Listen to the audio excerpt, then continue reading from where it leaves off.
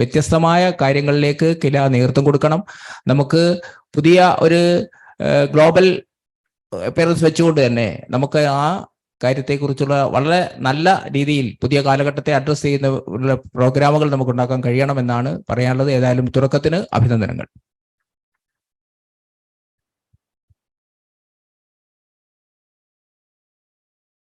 നമസ്കാരം. ആദ്യമായിട്ട് ഈ ഒരു ഉദ്യമത്തിന് വലിയ സന്തോഷം അറിയിക്കുകയാണ് ഇങ്ങനെ ഒരു ശ്രമം നടത്തുന്നതിൽ. പറയാനുള്ള ഒരു കാര്യം, നമ്മൾ പലപ്പോഴും പല പദ്ധതികളും നമ്മൾ ആസൂത്രണം ചെയ്ത് നടപ്പിലാക്കാൻ വരുമ്പോൾ നമുക്ക് നടപ്പിലാക്കാൻ പറ്റാതെ പോകുന്നതിൻ്റെ ഒരു വലിയ ഘടകം എന്ന് പറയുന്നത് മുകളിൽ നിന്ന് താഴേക്ക് ഇംപ്ലിമെന്റ് ചെയ്യുന്ന രീതിയിലേക്ക് വരുന്നത് കൊണ്ടാണ്. അപ്പൊ ഈ ഒരു നഗര ആസൂത്രണം അല്ലെങ്കിൽ നഗര വികസനം നടത്തുമ്പോൾ പ്രത്യേകിച്ചും ഞങ്ങളെപ്പോലെ ഒരുപാട് ഇപ്പോൾ ആലപ്പുഴയുടെ വിഷയം പറഞ്ഞതുപോലെ തന്നെ ഓരോ പ്രദേശത്തിനും അതിൻ്റെതായിട്ടുള്ള വ്യത്യസ്തങ്ങളായ സ്ഥിതിയാണുള്ളത്. അപ്പൊ അതുകൊണ്ട് ഞങ്ങളുടെയൊക്കെ ശരിക്കും പറയുകയാണെങ്കിൽ ഒരു പക്ക റെസിഡൻഷ്യൽ ടൗൺ ആണ്, നഗരമാണ്, എല്ലാ സൗകര്യങ്ങളും ഉണ്ട്. എങ്കിൽ പോലും അങ്ങനെ ഒരു വലിയ ഡെവലപ്മെന്റ് ആ രീതിയിൽ കമേഴ്സ്യലായിട്ട് കൊണ്ടുവരാൻ പറ്റില്ല. അപ്പൊ അതുകൊണ്ട് തന്നെ ഒരു പ്രാചീന സംസ്കാരം അല്ലെങ്കിൽ പരമ്പരാഗതമായ രീതിയിൽ നിലനിൽക്കുന്ന ഒരുപാട് സംരംഭങ്ങളും കാര്യങ്ങളും ഉണ്ടാവുമ്പോൾ നമ്മൾ അവിടെ ആധുനിക രീതിയിൽ നിയമങ്ങൾ പലതും കൊണ്ടുവരുമ്പോൾ നിലനിന്ന് പോരുന്നവയുടെ ആവാസത്തിന് വലിയ ബുദ്ധിമുട്ട് തോന്നാറുണ്ട്. അപ്പൊ അതിനെയും കൂടെ പരിഗണിച്ചുകൊണ്ട് ഇപ്പോൾ ഈ പദ്ധതികൾ നമ്മൾ ആസൂത്രണം ചെയ്യുമ്പോൾ പ്രാദേശികമായിട്ടുള്ള ഒരു ഫ്ലെക്സിബിലിറ്റിയും കൂടെ നിയമങ്ങളിൽ കൊണ്ടുവന്നില്ലെങ്കിൽ അതിൻ്റെ എല്ലാ ആഫ്റ്റർ എഫക്ട്സും അതിൻ്റെ എല്ലാ ബുദ്ധിമുട്ടുകളും അനുഭവിക്കാൻ പോകുന്നത് ഈ തദ്ദേശ സ്വയംഭരണ സ്ഥാപനങ്ങൾ തന്നെയാണ്.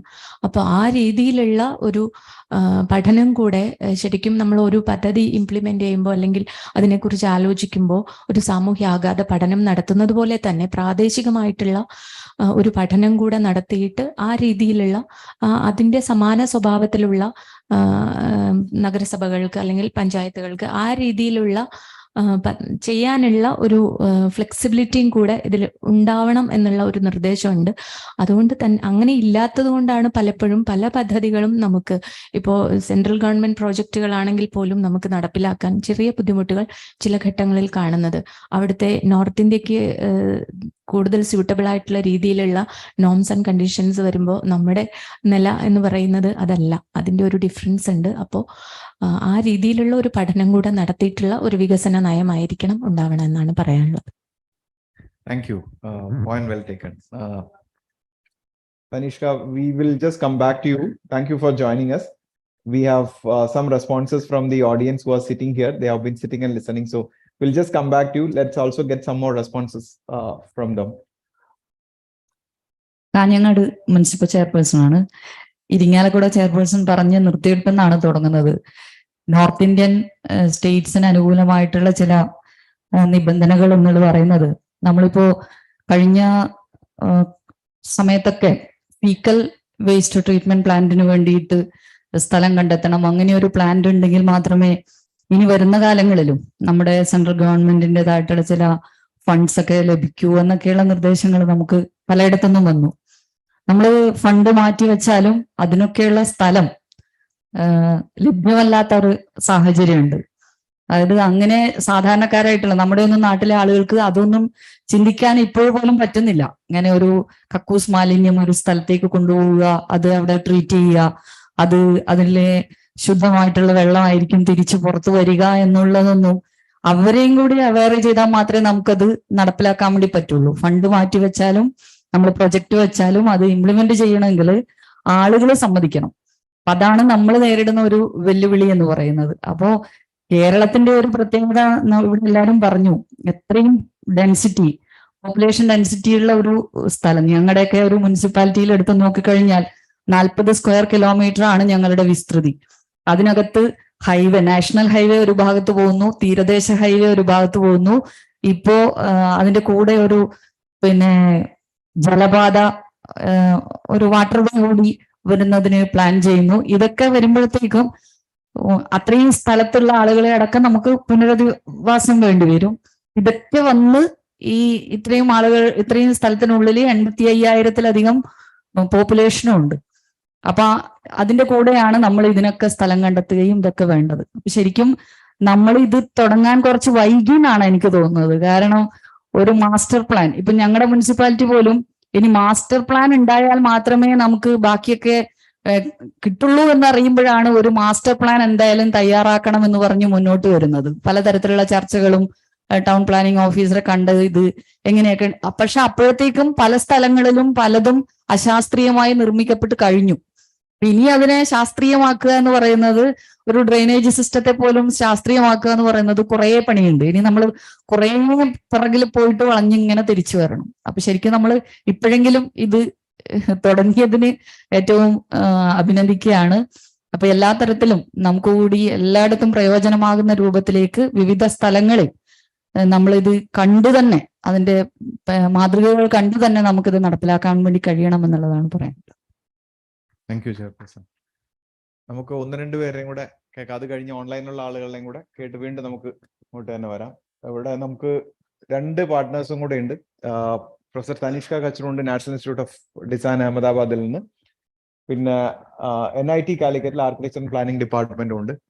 ആർക്കെങ്കിലും എന്തെങ്കിലും പറയാണെങ്കിൽ ഒന്ന് രണ്ടുപേരെയും കൂടെ പ്രതികരണം ഇവിടെ നിന്നാവാം, എന്നിട്ട് നമുക്ക് അവരെ പറയൂ ചെയർപേഴ്സൺ. കായംകുളം നഗരസഭ ചെയർപേഴ്സൺ ആണ്.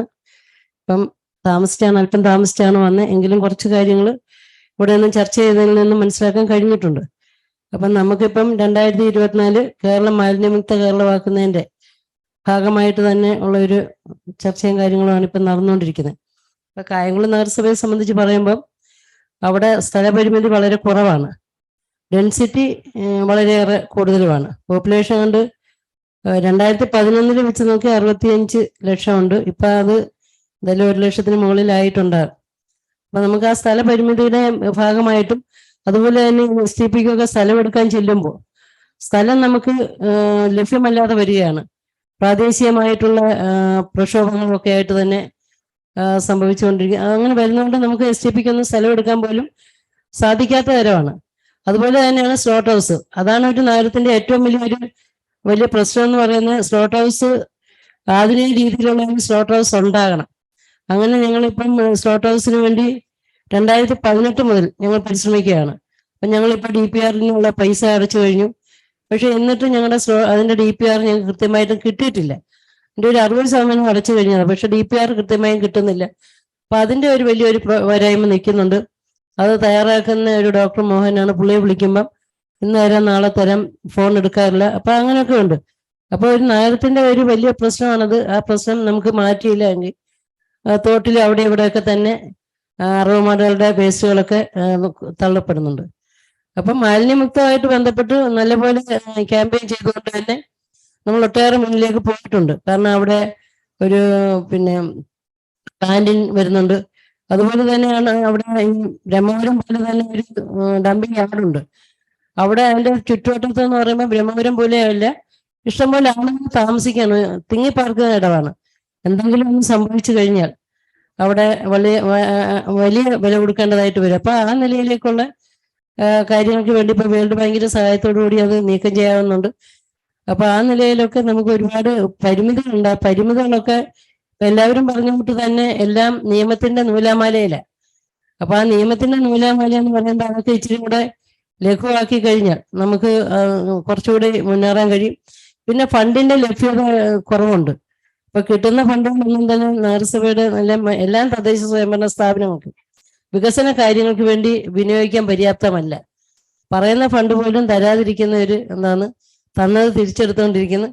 അപ്പൊ ആ നിലയിലൊക്കെ വരുമ്പോൾ നഗരസഭ വളരെയേറെ വിഷമത്തിലാണ്. അപ്പൊ തീർച്ചയായിട്ടും ഇങ്ങനെ ഒരു വലിയ ക്ലാസ് ഉള്ളതുകൊണ്ടാണ് തീർച്ചയായിട്ടും അങ്ങനെ ഒരു അങ്ങനെ അപ്പൊ നഗരസഭകളെ സഹായിക്കുന്ന തരത്തിൽ, എല്ലാ തരത്തിലും സഹായിക്കുന്ന തരത്തിലേക്കുള്ള നിയമ നടപടികളടക്കം ഉണ്ടാകേണ്ടതായിട്ടാണ് ഉള്ളത്. തീർച്ചയായിട്ടും ആ നിലയിലേക്കുള്ള ഒരു തീരുമാനങ്ങളിലേക്ക് പോകാൻ കഴിയണം. Thank you. നമുക്ക് ഓൺലൈനിൽ ഒരു 3 പാർട്ട്നേഴ്സ് ഉണ്ട്. അവരുടെയും കൂടെ ഒന്ന് വ്യൂസ് കേട്ടതിന് ശേഷം ഒരു റൗണ്ടും കൂടെ ആവാം. നിങ്ങളുടെ അനുവാദത്തോടു കൂടി ഞാൻ പ്രൊഫസർ തനിഷ്ക കച്രുവിനെ ക്ഷണിക്കും. Tanishka, we have opened it, so are you able to hear me? Yes, Ajit. Thank you. Yeah, you are audible. Please go ahead. Okay. Thank you. I'm so happy. For some time we thought maybe the Zoom is not going to be working, but really happy to be here, part of this event online. I'm Tanishka Kachru and I'm part of National Institute of Design. which is the country's first design institute in Ahmedabad. And I must really thank Dr. Joy Lamon and Dr. Ajit for creating this platform where NID can also be part with architecture and planning institutes, because industrial design, communication design, which is where we are coming from, has always been working at grassroots level. But this platform also allows us to share knowledge with those who are working at macro levels. So I think that's a very exciting opportunity for us. And just to tell you a little bit about NID, actually the first United Nations conference on design was hosted by NID in Ahmedabad more than 40 years ago in 1979. And even at that time, NID's pedagogy with real life projects provided examples to the world through their design approach. And that kind of widened the scope of industrial design. And in that time, it was sort of also framed as design for development. But the model for development was one that, today we have a critical view of. So the conference produced a declaration, actually a UN declaration called the Ahmedabad Declaration on Industrial Design for Development. And if you look at the document, you will find that today, the SDGs proposed by the UN are anticipated in this 1979 document. So throughout this, period as an institution, we have believed that design can be a force of innovation, engaging stakeholders through participatory design processes. And, KILA is one of the pioneers in that. So we're really excited to be able to work in this context. And some of the core challenges that today humanity and other species that we coexist with face. So just to, tell you a little bit about what our designers do, our alumni are from all over the country. And today with me here, I have our digital urban fellow, Vignesh Karote, and he will tell you a little bit about his work after I finish. But so we have a range of, design products, services, experiences, systems, and they're designed for a wide sort of range of sectors. And our graduates, our alumni are working in areas of social development and really playing the role of doers, makers, in some cases catalysts, and doing this through thought leadership, where design, innovation, sustainability, systems thinking, participatory design, bringing all of these together to solve contextual problems. So we're really looking forward to, working with KILA on so many initiatives, I think, that we have planned for the coming year, and being part of this platform. So yeah, happy to be here. Thank you for inviting me. And Ajit, if you like, I can hand over to Vignesh to say a little bit about his work. Yeah, certainly. Please. Yeah.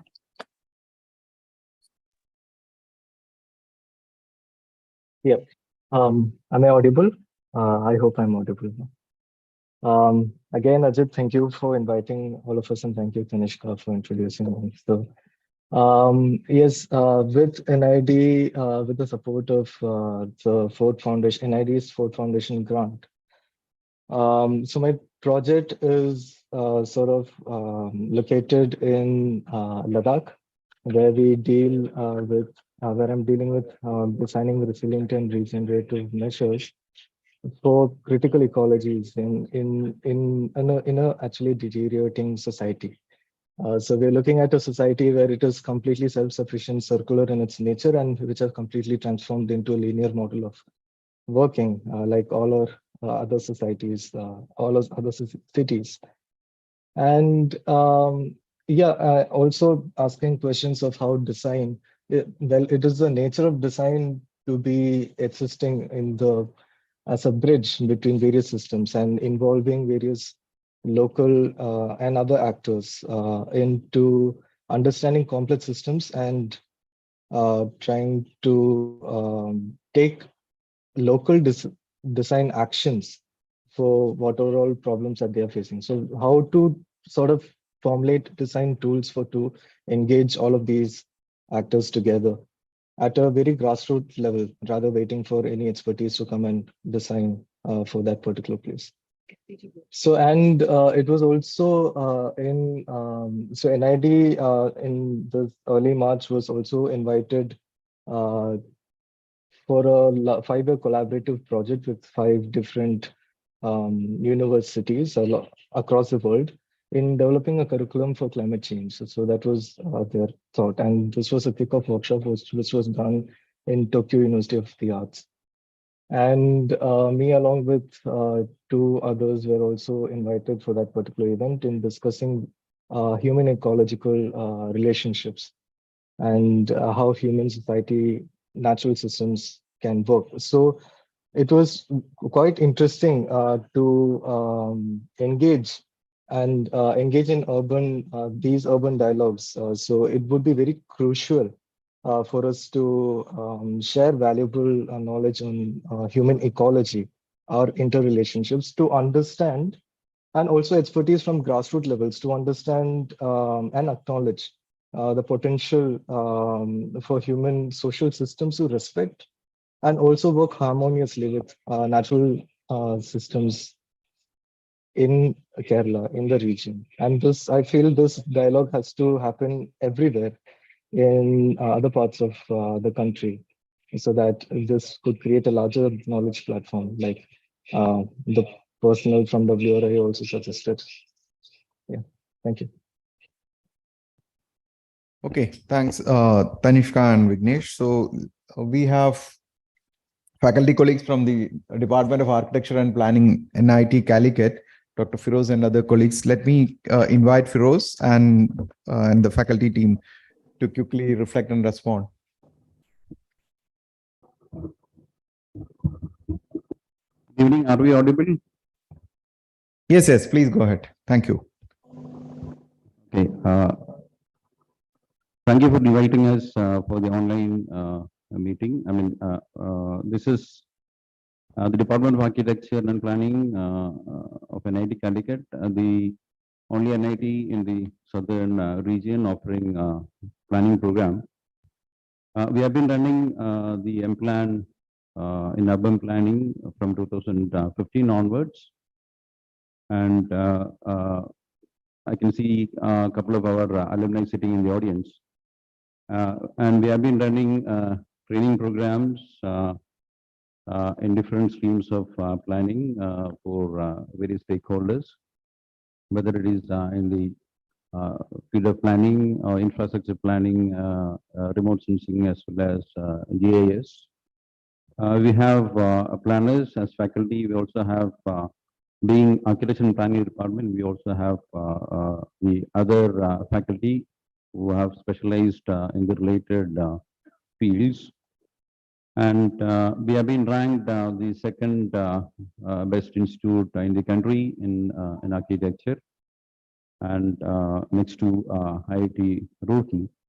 In fact, we have been associating with KILA in a couple of occasions. Dr. Firoz and Sajid were, I think, there in a couple of events and programs related to planning, whether it is for the city of Calicut or whether it is for other issues in Kerala.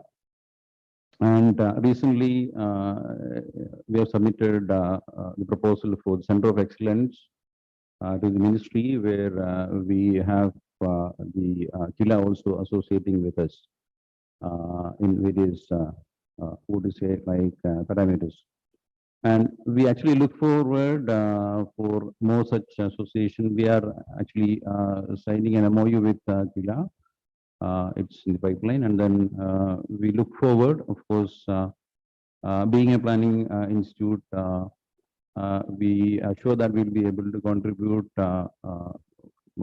in much more ways, okay, in all the planning issues in the state of Kerala. And since KILA is very much part of it, I think we'll be able to associate with them, as well as like in the field of training and probably having doing research in all the real life problems that we have in the planning or in urban areas. So we look forward in associating with KILA in all these fields. I would like to introduce Dr. Nasir, Professor of Architecture. I mean, in urban architecture, I'm actually specialized in the field of transportation planning. I have my colleagues here, Dr. Firoz. Thank you. We are actually 7 of us here.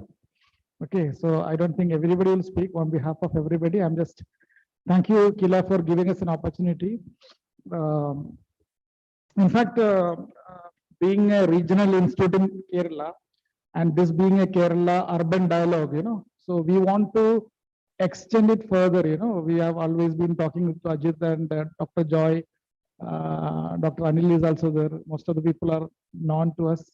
So being a regional institute which is based in Kerala, one thing what we expect from this partnership is actually, ours being an institution of national level institution, we have a lot of activities happening, okay, because around 56 PhD doctoral research is happening here, of which roughly around 50 are in the field of urban planning. And the majority of the research is actually happening in the context of Kerala. Now, what we expect from KILA, as well as this partnership, as along with other stakeholders, is that there is a gap of bridging this academic research to the practice. Now, on one hand, you have the LSGD department, the Department of State Government is happening, and an academic institution or a training institute, KILA, is there, and we more of a research institution. So we expect this collaboration and partnership should bring in a lot of activities from the academic desk to the real practice. So this, we assume that this gap could be bridged with the association with KILA. So also we have a lot of, being a institution in Kerala, most of our urban related research or studios or activities are, circulating in and around Kerala. So we expect, already we had done one studio with KILA, which is actually the City of Literature, which was widely appreciated. And I think we had both Dr. Ajit and Dr. Anil Roy from SEPT as one of the examiners for our studio. We are further taking it up for submitting to the UNESCO tag for City of Literature. Very good. The same way, I think as a planning school, roughly we have 3 studios, and around every studio is roughly 30 students working on it. So if through KILA, if we can connect it with the state government, the town planning department, LSGDs, municipalities and corporations, a lot of activities can be delivered from the academic front to the real life practice. Okay, so that is something which we should really work out. Apart from what Dr. Nasir still told about training and capacity building and a lot of other things. So I hope this will, and of course, around 30 students will do our master's thesis also roughly every year. So a good real life problems, please bring to us.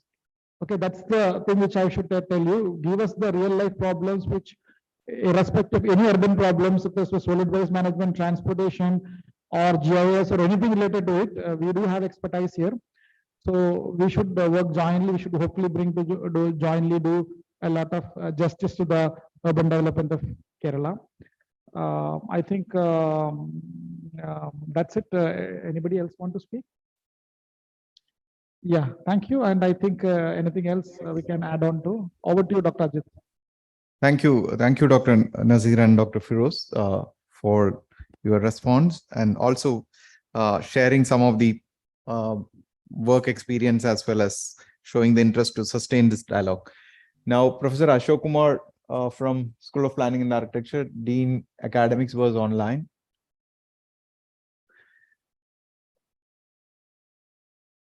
Hello, Professor Ashok Kumar. Can you hear me? No, we can't hear you.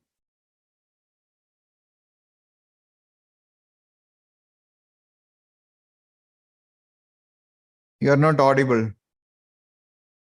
Can you hear me? Yeah, yes, it's clear. Due to some reason, I am traveling at the moment, but let me introduce myself. Professor Ashok Kumar from School of Planning and Architecture, Delhi. We are associated with KILA through a formal agreement. I think we did it about 1.5 years ago. And we bring to the table very specific skills, particularly to do with plan making processes and also related to urban water management. We have a large project on sustainable development and water security funded by UKRI, involving more than 100 institutions in this project, spread over 5 countries. So urban dialogues, in my view, is an innovative idea. People have been talking about urbanization for ages. More recently, we have discussed the significance of cities in economic growth and so on. But I think it is important that there is a formal platform through which we speak throughout the country, drawing some lessons for Kerala more specifically. So I think this is a very good idea to continue to have dialogue on urban issues, which has relevance to Kerala's urbanization. As we are all aware, urbanization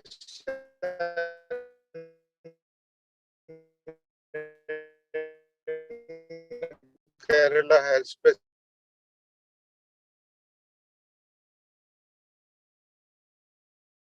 other parts of the country. So I think this will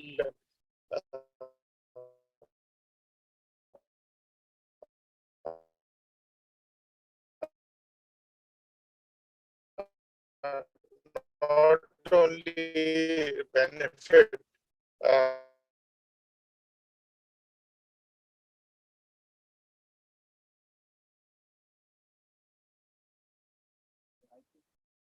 I think since you are traveling, we are not able to hear you clearly. Thank you, Professor Ashok, for joining and also showing your commitment and interest to continue this dialogue. Thank you all the partners who joined online, NID and IIST. I think we are nearly there. I think it will be good to have one round of responses if there is any. ഇനി ആർക്കെങ്കിലും ഇതുമായി ബന്ധപ്പെട്ടുകൊണ്ട് ഇപ്പൊ കേട്ടതോ നേരത്തെ പറഞ്ഞതുമായി ബന്ധപ്പെട്ട് എന്തെങ്കിലും പ്രതികരണങ്ങൾ ഉണ്ടെങ്കിൽ തീർച്ചയായും ആവാം. കാരണം പറയൂ മൈക്ക് തരട്ടെ. നമ്മൾ ഈ ഡയലോഗ് ആരംഭിച്ചു, അതിന്റെ ഇനിഷ്യേറ്റീവിന് കിലായെ അപ്രീഷിയേറ്റ് ചെയ്യുന്നു. നഗരം അല്ലെങ്കിൽ ഗ്രാമപ്രദേശങ്ങളാകെ നഗരമാകുന്ന ഒരു പ്രക്രിയയ്ക്ക് കേരള സംസ്ഥാനം സാക്ഷ്യം വഹിക്കുന്ന ആ ഒരു കാഴ്ചപ്പാടോടുകൂടിയാണ് ഇതിന്റെ ആരംഭം. ഇതിൻ്റെ എല്ലാം ആത്യന്തികമായ ലക്ഷ്യം എന്ന് പറയുന്നത്, പണ്ട് ഗ്രാമപ്രദേശത്തുള്ള ആളുകൾ പറയുമായിരുന്നു, ഞങ്ങളെ ഒരു കാരണവശാലും നഗരസഭയുടെ ഭാഗമാക്കരുതേ എന്ന് പറയും.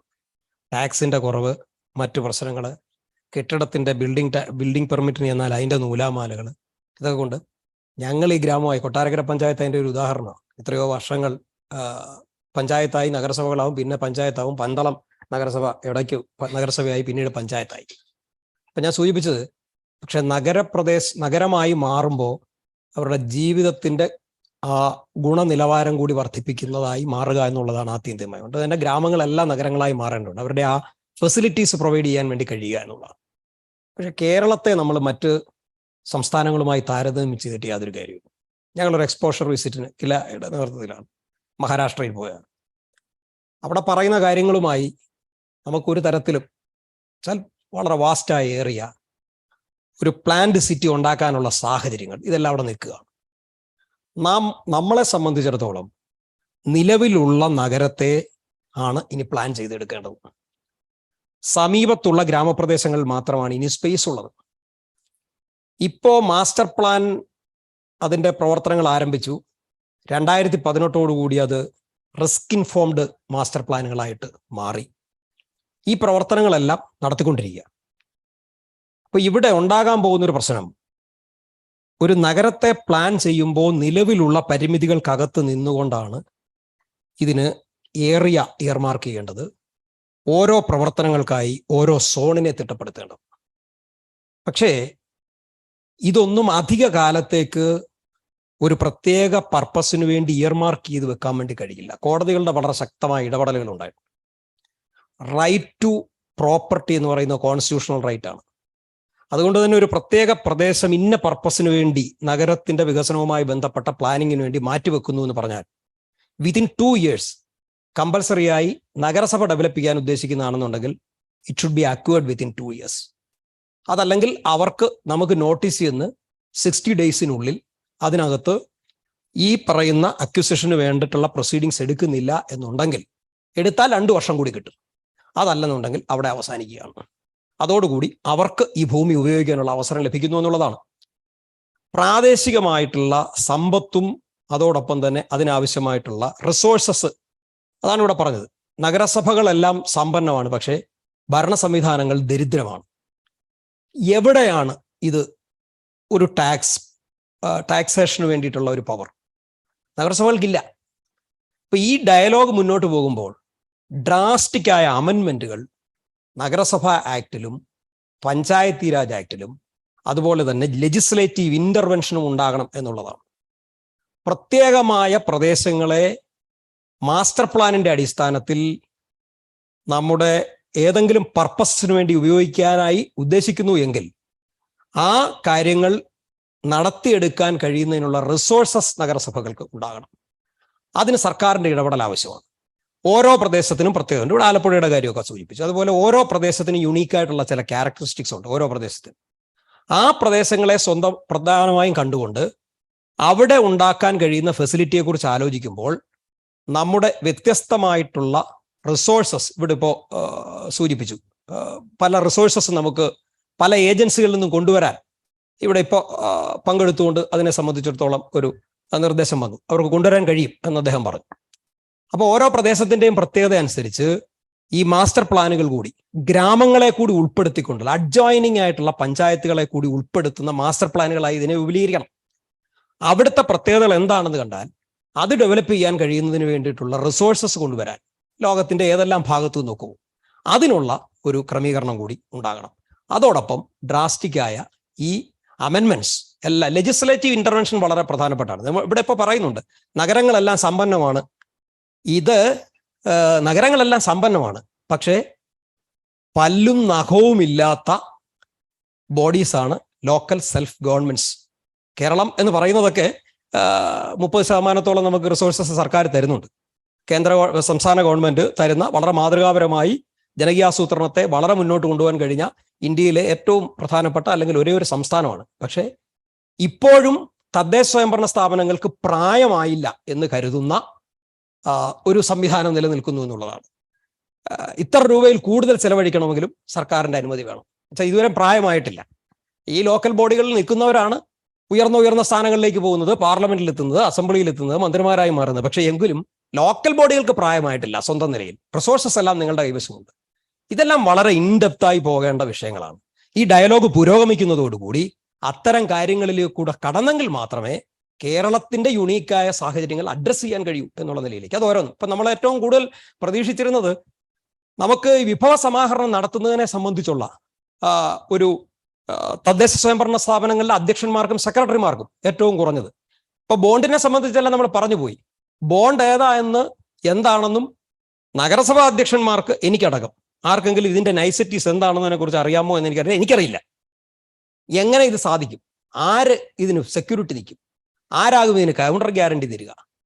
അപ്പം ഇതെല്ലാം പ്രാദേശിക സാമ്പത്തികമായിട്ടുള്ള വികസനം, അതിന്റെ റിസോഴ്സസ്, അതിന്റെ മൊബിലൈസേഷൻ. ഇപ്പൊ വാസ്റ്റായ ലാൻഡ് ഉണ്ടാകും. ആ ലാൻഡ് ഡെവലപ്പ് ചെയ്യുന്നു. ആ ലാൻഡ് ഡെവലപ്പ് ചെയ്യുമ്പോൾ ഒരു ടാക്സേഷൻ പവർ തദ്ദേശ സ്വയംഭരണ സ്ഥാപനങ്ങൾക്ക്, ലോക്കൽ ബോഡീസിന് നൽകിയാൽ അത് ഒരു വലിയ വിഭവ സമാഹരണമായി മാറാൻ കഴിയും. അല്ലാതെ ആളുകളുടെ ഈ ടാക്സ് ഇപ്പൊ നമ്മൾ തന്നെ ആവശ്യപ്പെട്ടിട്ടാണ് ടാക്സുമായി ബന്ധപ്പെട്ട വർധനവ് സർക്കാരിന് ഒരു പൈസ പോലും കിട്ടുന്നതല്ല. പക്ഷെ ഒരു ഘട്ടം വന്നപ്പോൾ മുനിസിപ്പൽ ചെയർമാൻ, ചേംബറും പഞ്ചായത്ത് അസോസിയേഷൻ എല്ലാം കൂടെ ആവശ്യപ്പെട്ടിട്ടാണ് സർക്കാർ തീരുമാനം എടുത്തത്. പക്ഷെ ഒരു പൊളിറ്റിക്കൽ കോൺട്രവേഴ്സി വന്നപ്പോഴേക്കും ഒരു വിഭാഗം ആളുകൾ പറഞ്ഞു ഞങ്ങളൊന്നും പറഞ്ഞിട്ടില്ല എന്ന് പറഞ്ഞ് മാറി. അപ്പൊ അതിനെല്ലാം ഒരു കൺസെൻസസ് ഉണ്ടാകണം. അതിൻ്റെ അടിസ്ഥാനത്തിൽ വിഭവസമാഹരണം നടത്താൻ വേണ്ടി കഴിയണം. ആ വിഭവസമാഹരണവും ലെജിസ്ലേറ്റീവ് ഇന്റർവെൻഷനും എല്ലാം കൂടി ചേർന്ന് ഓരോ പ്രദേശത്തിനും വിഭവം എങ്ങനെ എത്തിക്കാൻ കഴിയും എന്നുള്ള ഒരു പഠനം കൂടി ഉൾച്ചേർത്തുകൊണ്ട് മാത്രമേ കേരളത്തെ സംബന്ധിച്ചിടത്തോളം ഇത് മുന്നോട്ട് പോകാൻ കഴിയൂ എന്നുള്ള ഒരു അഭിപ്രായമാണ്. ഇത് ചെയർമാൻ ചേംബർ നേരത്തെ തന്നെ ആലോചിച്ച് ഒക്കെ ചില ഘട്ടങ്ങളിലൊക്കെ ഈ കാര്യങ്ങൾ മുന്നോട്ട് വെച്ചിട്ടുള്ള അഭിപ്രായം പങ്കുവച്ചിട്ടുള്ളതാണ്. ഡയലോഗ് എന്തായാലും വളരെ ആ ഇനിഷ്യേറ്റീവ് കേരളത്തിന്റെ പ്രത്യേക സാഹചര്യം അനുസരിച്ച് തന്നെ ഫലപ്രദമായി തന്നെ തുടങ്ങിയതാണ്. തുടക്കമായതുകൊണ്ട് ഇപ്പോൾ നമ്മൾ അധികം അങ്ങോട്ട് കയറി അക്കാര്യത്തിലേക്ക് ഡീപ്പായി പോകേണ്ടതില്ല. എങ്കിൽ പോലും വരും ദിവസങ്ങളിൽ ഇതും കൂടി ഓറിയന്റ് ചെയ്തുള്ള ഒരു ചർച്ച ഉയർത്തിക്കൊണ്ട് വന്നാൽ ഒരുപക്ഷെ നമുക്ക് ഈ കാര്യങ്ങളെ അഡ്രസ് ചെയ്യാൻ കഴിയും എന്നാണ് എനിക്ക് തോന്നുന്നത്. തീർച്ചയായും. Thank you Sharma. നഗരവൽക്കരണം നമ്മുടെ വിഷയം വളരെ പ്രധാനമാണ്. കേരളമാണ്. കേരളത്തിൽ നിന്നുകൊണ്ടാണ് നമ്മളിത് ചർച്ച ചെയ്യപ്പെടുന്നത്. നമ്മൾ മറ്റു സിറ്റികളെ അപേക്ഷിച്ച് അല്ലെങ്കിൽ മറ്റു നഗരങ്ങളെ അപേക്ഷിച്ച് പരിശോധിച്ചുകൊണ്ട് കേരളത്തെ നമുക്ക് നഗരവൽക്കരണത്തിലേക്ക് പോകുമ്പോൾ ഒട്ടനവധി വിഷയങ്ങൾ നേരിടേണ്ടി വരും. ഇപ്പോൾ മറ്റു രാജ്യങ്ങളിലേക്ക്, ദുബായ് പോലുള്ള രാജ്യങ്ങളിലേക്ക് പോകുമ്പോൾ ഒരു നഗരവൽക്കരണവുമായി ബന്ധപ്പെട്ട് മുന്നോട്ട് പോകുമ്പോൾ ഒരു പ്രയാസം ഉണ്ടാവില്ല. തീരുമാനമെടുക്കുകയും നടപ്പിലാക്കാൻ സാധിക്കാതെ പ്രയാസമൊന്നും ഉണ്ടാവില്ല. കേരളത്തെ സംബന്ധിച്ചിടത്തോളം കാസർഗോഡ് മുതൽ തിരുവനന്തപുരം വരെ സഞ്ചരിക്കുമ്പോൾ ഏകദേശം ദൂരം സ്ഥലങ്ങളൊക്കെ എന്താണ്, നഗരമാണ്, ഗ്രാമമാണ്. നഗരം വിട്ടുമ്പോഴേക്ക് ഗ്രാമം കാണും. അപ്പോഴേക്ക് ഇനി കേരളം വിട്ട് മറ്റു സ്റ്റേറ്റിലേക്ക് ചെന്നാൽ ഡൽഹി, ഹൈദരാബാദ്, അവിടെ ചെല്ലുമ്പോൾ വലിയ നഗരം കാണുന്നു, പിന്നീട് ഗ്രാമങ്ങളിലേക്ക് പ്രവേശിക്കുന്നു. ഈ കേരളത്തെ ഒട്ടാകെ ഒരു നഗരമാക്കി തീർക്കുന്ന തലത്തിലേക്ക് പോകുമ്പോൾ കേരളത്തിന്റെ സ്വഭാവം നിലനിർത്തിക്കൊണ്ട് നഗരമാക്കുന്ന തലത്തിലേക്കുള്ള ഡയലോഗ്സ് ആണ് വരേണ്ടത് എന്നതാണ് എൻ്റെ ഒരു എളിയ അഭിപ്രായം. കേരളത്തിന്റെ സ്വഭാവം, കേരളത്തിന്റെ തനിമ നിലനിർത്തിക്കൊണ്ട് ഉള്ള, കേരളത്തിന്റെ എല്ലാ തനിമയും നിലനിർത്തുന്ന ഡയലോഗ്സുകളാണ് വരേണ്ടത്. അതായത് കേരളത്തിന്റെ വേഷം, കേരളത്തിന്റെ ഭക്ഷണം, കേരളത്തിന്റെ പ്രകൃതി, കേരളത്തിന്റെ മറ്റു മലയോര മേഖലകളിലും വയലേലകളുമാണെങ്കിലും ഒക്കെ നിലനിർത്തിക്കൊണ്ടുള്ള ഡയലോഗ്സ് ആണ് വേണ്ടത് എന്നുള്ളതാണ്. അത്തരം ചർച്ചകളാണ് വേണ്ടത്, അത്തരം പ്ലാനുകളാണ് വരേണ്ടത് എന്നുള്ളതാണ്. മറ്റൊരു കാര്യം, ഈ പ്രശ്നങ്ങൾക്കൊക്കെ നേരത്തെ ശാരദ മാഡം സംസാരിക്കുമ്പോൾ ഞാൻ വാർഡുകളുടെ വികസനത്തിന് പൂർണ്ണമായും എതിരുള്ള ഒരാളാണ് എന്ന ലെവലിൽ സംസാരിച്ചു. കേരളം അതിനു മാത്രം, അതായത് ഗ്രാമങ്ങൾ അതിനു മാത്രം വളരുമ്പോഴേ ഗ്രാമങ്ങളിലെ ചർച്ചകൾ അവസാനിക്കുള്ളൂ. അങ്ങനെ വളർന്നിട്ടില്ല നമ്മുടെ നാട്. അപ്പോ ഗ്രാമങ്ങളിലെ വികസനം കൂടി കൂട്ടിച്ചേർത്തുകൊണ്ടേ നമുക്ക് നഗരവൽക്കരണത്തിലേക്ക് പോകാൻ സാധിക്കുകയുള്ളൂ എന്നുള്ളതാണ്. അതിൽ വളരെ പ്രധാനപ്പെട്ട ഇൻഡിവിജ്വൽ ആയിട്ടുള്ള പ്രശ്നങ്ങൾക്ക് പലപ്പോഴും പരിഹാരം ഉണ്ടാക്കി കൊടുക്കാൻ, പൂർണ്ണതയിലേക്ക് എത്തിക്കാൻ നമുക്ക് സാധിച്ചിട്ടില്ല. ഇൻഡിവിജ്വലായ അത് ചിലപ്പോൾ ഭവന നിർമ്മാണമാണെങ്കിലും ചെറിയ പ്രശ്നങ്ങളാണ്, തൊഴിൽ രംഗത്താണെങ്കിലും ഒന്നും പൂർണ്ണതയിൽ എത്തിക്കാൻ നമുക്ക് സാധിച്ചിട്ടില്ല. അതിന്റെ പ്രശ്നങ്ങൾ നഗരവൽക്കരണത്തെ ബാധിക്കും. അപ്പോ ഇൻഡിവിജ്വൽ ആയിട്ടുള്ള സാധാരണക്കാരന്റെ മുഴുവൻ പ്രശ്നങ്ങളും പരിഹരിക്കുന്ന തലത്തിലേക്ക് പരിഹാരം ഉണ്ടാക്കി കൊണ്ടുപോകുമ്പോൾ മാത്രമേ പൂർണ്ണമായ ഒരു നഗരവൽക്കരണത്തിലേക്ക് നമുക്ക് എത്തിപ്പെടാൻ സാധിക്കുകയുള്ളൂ എന്നുള്ളതാണ്. മറ്റൊരു കാര്യം, ഈ മാലിന്യം സംസ്കരണം നമ്മുടെ ഒരു വളരെ പ്രധാനപ്പെട്ട പ്രശ്നമാണ്. ഇതില് ഒരു വിഷയം എന്താ വെച്ചാൽ അജൈവ മാലിന്യങ്ങളും ജൈവ മാലിന്യങ്ങളും 2 തരം മാലിന്യങ്ങളുണ്ട്. ഈ അജൈവ മാലിന്യങ്ങളെ നമ്മൾ നേരത്തെ നമ്മൾ വളരെ ഗൗരവത്തിൽ മാലിന്യ സംസ്കരണത്തിന്റെ ഭാഗമായും ഒക്കെ മുന്നോട്ട് പോകുമ്പോഴും സാധാരണക്കാരനെ ബാധിക്കുന്ന അജൈവ മാലിന്യങ്ങളുടെ പ്രശ്നങ്ങളിൽ മാത്രമാണ് നമ്മൾ ശക്തമായി ഇടപെടുന്നത്. അതായത് കോർപ്പറേറ്റുകൾ നാട്ടിൽ വരുത്തി തീർക്കുന്ന അജൈവ മാലിന്യങ്ങൾ, അത് എത്ര വലിയ, അത് പാർലേജി ബിസ്ക്കറ്റ് പോലെയാണെങ്കിൽ അങ്ങനെ, മിൽമ പാലാണെങ്കിൽ പാൽ കമ്പനികളുടേതാണെങ്കിൽ അങ്ങനെ, ഇതൊന്നുമല്ല ഒക്കെ പോകട്ടെ, ഈ കവറിന് കെട്ടിക്കൊടുക്കുന്നതിന് പ്രശ്നമില്ല, നമ്മൾ പറയുന്ന തലത്തിലാണ്. വൺ ടൈം യൂസ്ഡ് ഏത് സാധനവും നിരോധിക്കുകയും പൂർണ്ണമായും ഇല്ലാതാക്കുകയും ചെയ്യുമ്പോൾ നമുക്കത് ജനങ്ങളിലേക്ക് എത്തിപ്പെടാൻ, അത് പറഞ്ഞ് പ്രാവർത്തികമാക്കാനും സാധിക്കുന്ന ഒരു കാര്യമാണ് എന്നുള്ളതാണ് ആ വിഷയത്തിൽ ശ്രദ്ധിക്കാനുള്ളത്. അതുകൊണ്ട് ഈ ഒരു നല്ല മാസ്റ്റർ പ്ലാൻ വേണം. അതായത് കേരളത്തിന് ഒട്ടാകെ വേണം. എങ്ങനെ വേണം? മറ്റൊരു കാര്യം എന്താ വെച്ചാൽ, ഈ മാലിന്യ സംസ്കരണവുമായി ബന്ധപ്പെട്ട് തദ്ദേശ സ്വയംഭരണ സ്ഥാപനങ്ങൾ ആ ചെയ്ത കാര്യങ്ങൾ അല്ലെങ്കിൽ പ്ലാൻ ഇല്ല, ചെയ്ത് പോരാ എന്നൊക്കെ പറയും. തദ്ദേശ സ്വയംഭരണ സ്ഥാപനങ്ങളുടെ സാമ്പത്തിക സ്ഥിതി, ഭൂവിസ്തൃതി, അവിടുത്തെ സൗകര്യങ്ങൾ, അതിനനുസരിച്ച് മാത്രമേ അവിടങ്ങളിലൊക്കെ നേരത്തെ പറഞ്ഞതുപോലെ സൗകര്യങ്ങൾ ഒരുക്കാൻ സാധിക്കുള്ളൂ. എന്നാൽ ജില്ലകൾ കേന്ദ്രീകരിച്ച് വലിയ പ്ലാന്റുകൾ സ്ഥാപിക്കുന്നതിന് സർക്കാർ നേരിട്ട് സംവിധാനങ്ങൾ ഒരുക്കുകയും അതിലേക്ക് അജൈവ മാലിന്യങ്ങൾ എത്തിക്കുകയും ചെയ്യുന്ന തലത്തിലേക്ക്, അതായത് അജൈവ മാലിന്യങ്ങൾ ശേഖരിച്ച് ജില്ലയുടെ കേന്ദ്രങ്ങളിലേക്ക് എത്തിക്കുന്ന തലത്തിലേക്കോ അല്ലെങ്കിൽ വലിയ അങ്ങനെ അതാണ് പ്രായോഗികം. മറ്റത് അജൈവ മാലിന്യങ്ങളുടെ പൂർണ്ണമായ ഉത്തരവാദിത്വം തദ്ദേശ സ്വയംഭരണ സ്ഥാപനങ്ങളിലേക്ക് എത്തിക്കുമ്പോൾ പ്രൊട്ടസ്റ്റ് നേരിടാൻ പ്രാപ്തരായ ഒരു ജനപ്രതിനിധികളോ ജനപ്രതിനിധി സംഘമോ അല്ലെങ്കിൽ ഭരണസമിതിയോ അല്ലെങ്കിൽ ചെറിയ തദ്ദേശ സ്വയംഭരണ സ്ഥാപനങ്ങളിലെ ഉദ്യോഗസ്ഥരോ അല്ല നമുക്കുള്ളത് എന്നുള്ളത് മനസ്സിലാക്കി, അപ്പൊ ആ രീതിയിലേക്ക് മാലിന്യ സംസ്കരണവും മാറണം എന്ന് വളരെ വലിയ അഭ്യർത്ഥന.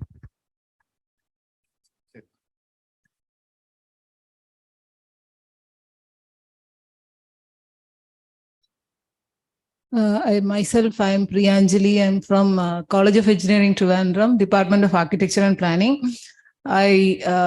ഇവിടെ ഇരിക്കുന്ന ജനപ്രതിനിധികളുടെയും കൂടെ അറിവിലേക്കാണ് ഇപ്പോൾ ഈ പാർട്ട്നേഴ്സിന്റെ ലിസ്റ്റ് കാണുമ്പോൾ ഒരു പക്ഷേ എല്ലാവരും വിചാരിക്കും പ്ലാനിങ് പഠിപ്പിക്കുന്നത് ഈ നാഷണൽ ലെവൽ ഇൻസ്റ്റിറ്റ്യൂട്ട്സ് മാത്രമാണെന്ന്. പക്ഷേ കേരളത്തില് ഇതിന് പുറമെ മറ്റ് 3 ഇൻസ്റ്റിറ്റ്യൂട്ട്സ് കൂടിയുണ്ട് പ്ലാനിങ് പഠിപ്പിക്കുന്നത്. Department of architecture and planning college of engineering ട്രിവാൻഡ്രത്തിലും, അതുപോലെ തന്നെ TKM engineering college, government engineering college Thrissur, ഇവിടെ എല്ലാം തന്നെ പ്ലാനിങ് മാസ്റ്റർ അർബൻ പ്ലാനിങ്ങും പ്ലാനിങ്ങിൽ സ്പെഷ്യലൈസേഷൻ ഹൗസിങ്ങും പഠിപ്പിക്കുന്നുണ്ട്. ഞങ്ങളുടെ കോളേജിൽ പ്രത്യേകിച്ച് പറയുകയാണെങ്കിൽ we are running 3 PG programs. Our planning program started in 1989, and then our program in urban design, it started in 2013. And we 2 years back we started a MArch in environmental design also. So basically we are dealing with planning problems in Kerala for past several years. So we have done many studies of all these issues which were pointed out here, of many of the local authorities. We have examples of doing studies in Pandalam, in Alappuzha, and in many other places, to cite a few examples. And recently there was a award-winning PG thesis which developed a methodology for identifying an area, for identifying a site for a biomedical waste waste treatment plant. So these are all possible, and these are all the capabilities we have in Kerala. So I just wanted to remind the people who are behind, especially KILA, that please utilize our capabilities also. And we are happy that you are conducting this urban dialogues. And definitely Kerala requires a different perspective, because we cannot just move like adding more infrastructure and investing more money. It is not, that may not be the right path for us. We need more of livability, because we have already attained the quantitative aspect of probably housing and development. We need more of a qualitative aspect. We need more livability. We need more accessibility, and accessibility. Talking about accessibility, we have a special barrier-free consultancy cell which is there in our department, which is giving training to technical personnel and also local authorities on how to increase accessibility of cities and also buildings. So these are all things happening in the planning and architectural realm, and definitely we all should have a partnership with the local authorities. Thank you.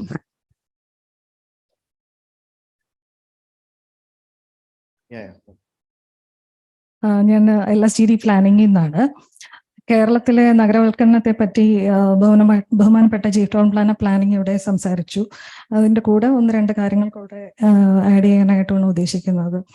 അപ്പം നമ്മുടെ whole കൺട്രിയിലാണെങ്കിലും അർബനൈസേഷനെ address ചെയ്യാൻ വേണ്ടിയിട്ട് government of India പല പദ്ധതികളും രൂപീകരിക്കുന്നുണ്ട്, trust കൊടുക്കുന്നുണ്ട്. ഉദാഹരണത്തിന് ഇപ്പം ഒരു സിറ്റിയുടെ സെൻട്രൽ ഏരിയ അവിടെ ഡീകൺജസ്റ്റ് ചെയ്യാൻ അല്ലെങ്കിൽ റിജുവിനേറ്റ് ചെയ്യാൻ വേണ്ടിയിട്ട് ലോക്കൽ ഏരിയ പ്ലാൻ എന്ന പദ്ധതികളും ഒരു ബൗണ്ടറി ഫ്രിഞ്ച് ഏരിയാസ് അവിടെ ഡെവലപ്പ് ചെയ്യാൻ വേണ്ടിയിട്ട് ഒരു പ്ലാൻഡ് ഡെവലപ്മെന്റ് കൊണ്ടുവരാൻ വേണ്ടിയിട്ട് ലാൻഡ് പൂളിംഗ് സ്കീംസ് ഒക്കെ ഗവൺമെന്റ് ഓഫ് ഇന്ത്യ ട്രസ്റ്റ് കൊടുക്കുന്നുണ്ട്. അപ്പം ഏറ്റവും ആവശ്യം എന്ന് പറയുന്നത് ഡേറ്റ ആണ്. ഒരു ഈ സ്കീംസിനൊക്കെ എന്ന് പറയുന്ന ഒരു പ്ലോട്ട് സബ്ഡിവിഷൻ വൈസ് ഡേറ്റ ആവശ്യമുണ്ട്. അപ്പോൾ നമ്മളുടെ ഡിപ്പാർട്ട്മെന്റ് മാത്രമല്ല ഇതിൽ പങ്കാളിയായിട്ടുള്ളത്, റോൾ ഓഫ് അതർ ഡിപ്പാർട്ട്മെന്റ്സ്.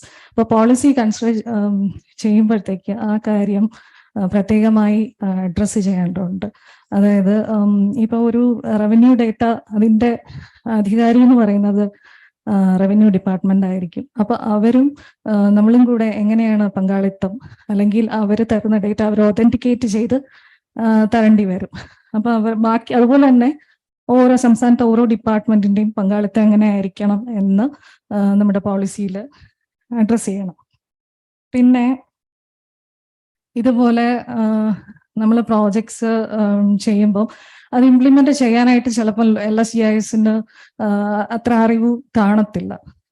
അല്ലെങ്കിൽ ഒരു കുറച്ചും കൂടെ വലിയൊരു ജോയിന്റ് ആയിട്ടുള്ള ഒരു ഏരിയ, ഉദാഹരണത്തിന് ഒരു അർബൻ അഗ്ലോമറേഷൻ, അതിനുവേണ്ടി പ്ലാൻ തയ്യാറാക്കുക, അങ്ങനെ ചെയ്യാനായിട്ട് എങ്ങനെയാണ് മെക്കാനിസം, അപ്പൊ അതിനുള്ള ഇൻസ്റ്റിറ്റ്യൂഷൻ മെക്കാനിസം എങ്ങനെ വേണം എന്നുള്ളത് പോളിസിയിൽ അഡ്രസ് ചെയ്യണം. ഉദാഹരണത്തിന് ഡെവലപ്മെന്റ് അതോറിറ്റികളെ ശക്തീകരിക്കുക, അല്ലെങ്കിൽ നേരത്തെ അനിൽ സാർ പറഞ്ഞ പോലെ SPVs, ഓരോ LSGI SPVസിനുള്ള പ്രൊവിഷൻ കൊടുക്കുക. പിന്നെ value capture finance mechanism policy framework government of India issue ചെയ്തിട്ടുണ്ട്. നമ്മുടെ സംസ്ഥാനത്തിന് അനുയോജ്യമായ ടൂൾസ്, VCF ടൂൾസ് ഏതൊക്കെയാണ് എന്ന് ഐഡന്റിഫൈ ചെയ്ത് സംസ്ഥാനവും പോളിസി ഇറക്കേണ്ടതായിട്ടുണ്ട്. അപ്പൊ ആ കാര്യം ഈ അർബൻ പോളിസിയിൽ അഡ്രസ് ചെയ്യണം. അതുപോലെ ഇപ്പൊ പല പോളിസി, ഉദാഹരണത്തിന് VCF ടൂൾ എന്ന് പറയുന്നത് ബെറ്റർമെന്റ് ലേവി, ലാൻഡ് ബോണ്ട്, അങ്ങനത്തെ കാര്യങ്ങളൊക്കെ ചെയ്യുന്നതിന് വേണ്ടിയിട്ട് നമ്മുടെ നിലവിലുള്ള ആക്ടില് എന്തൊക്കെ മാറ്റങ്ങൾ കൊണ്ടുവരണം, അതൊക്കെ റീവിസിറ്റ് ചെയ്യണം.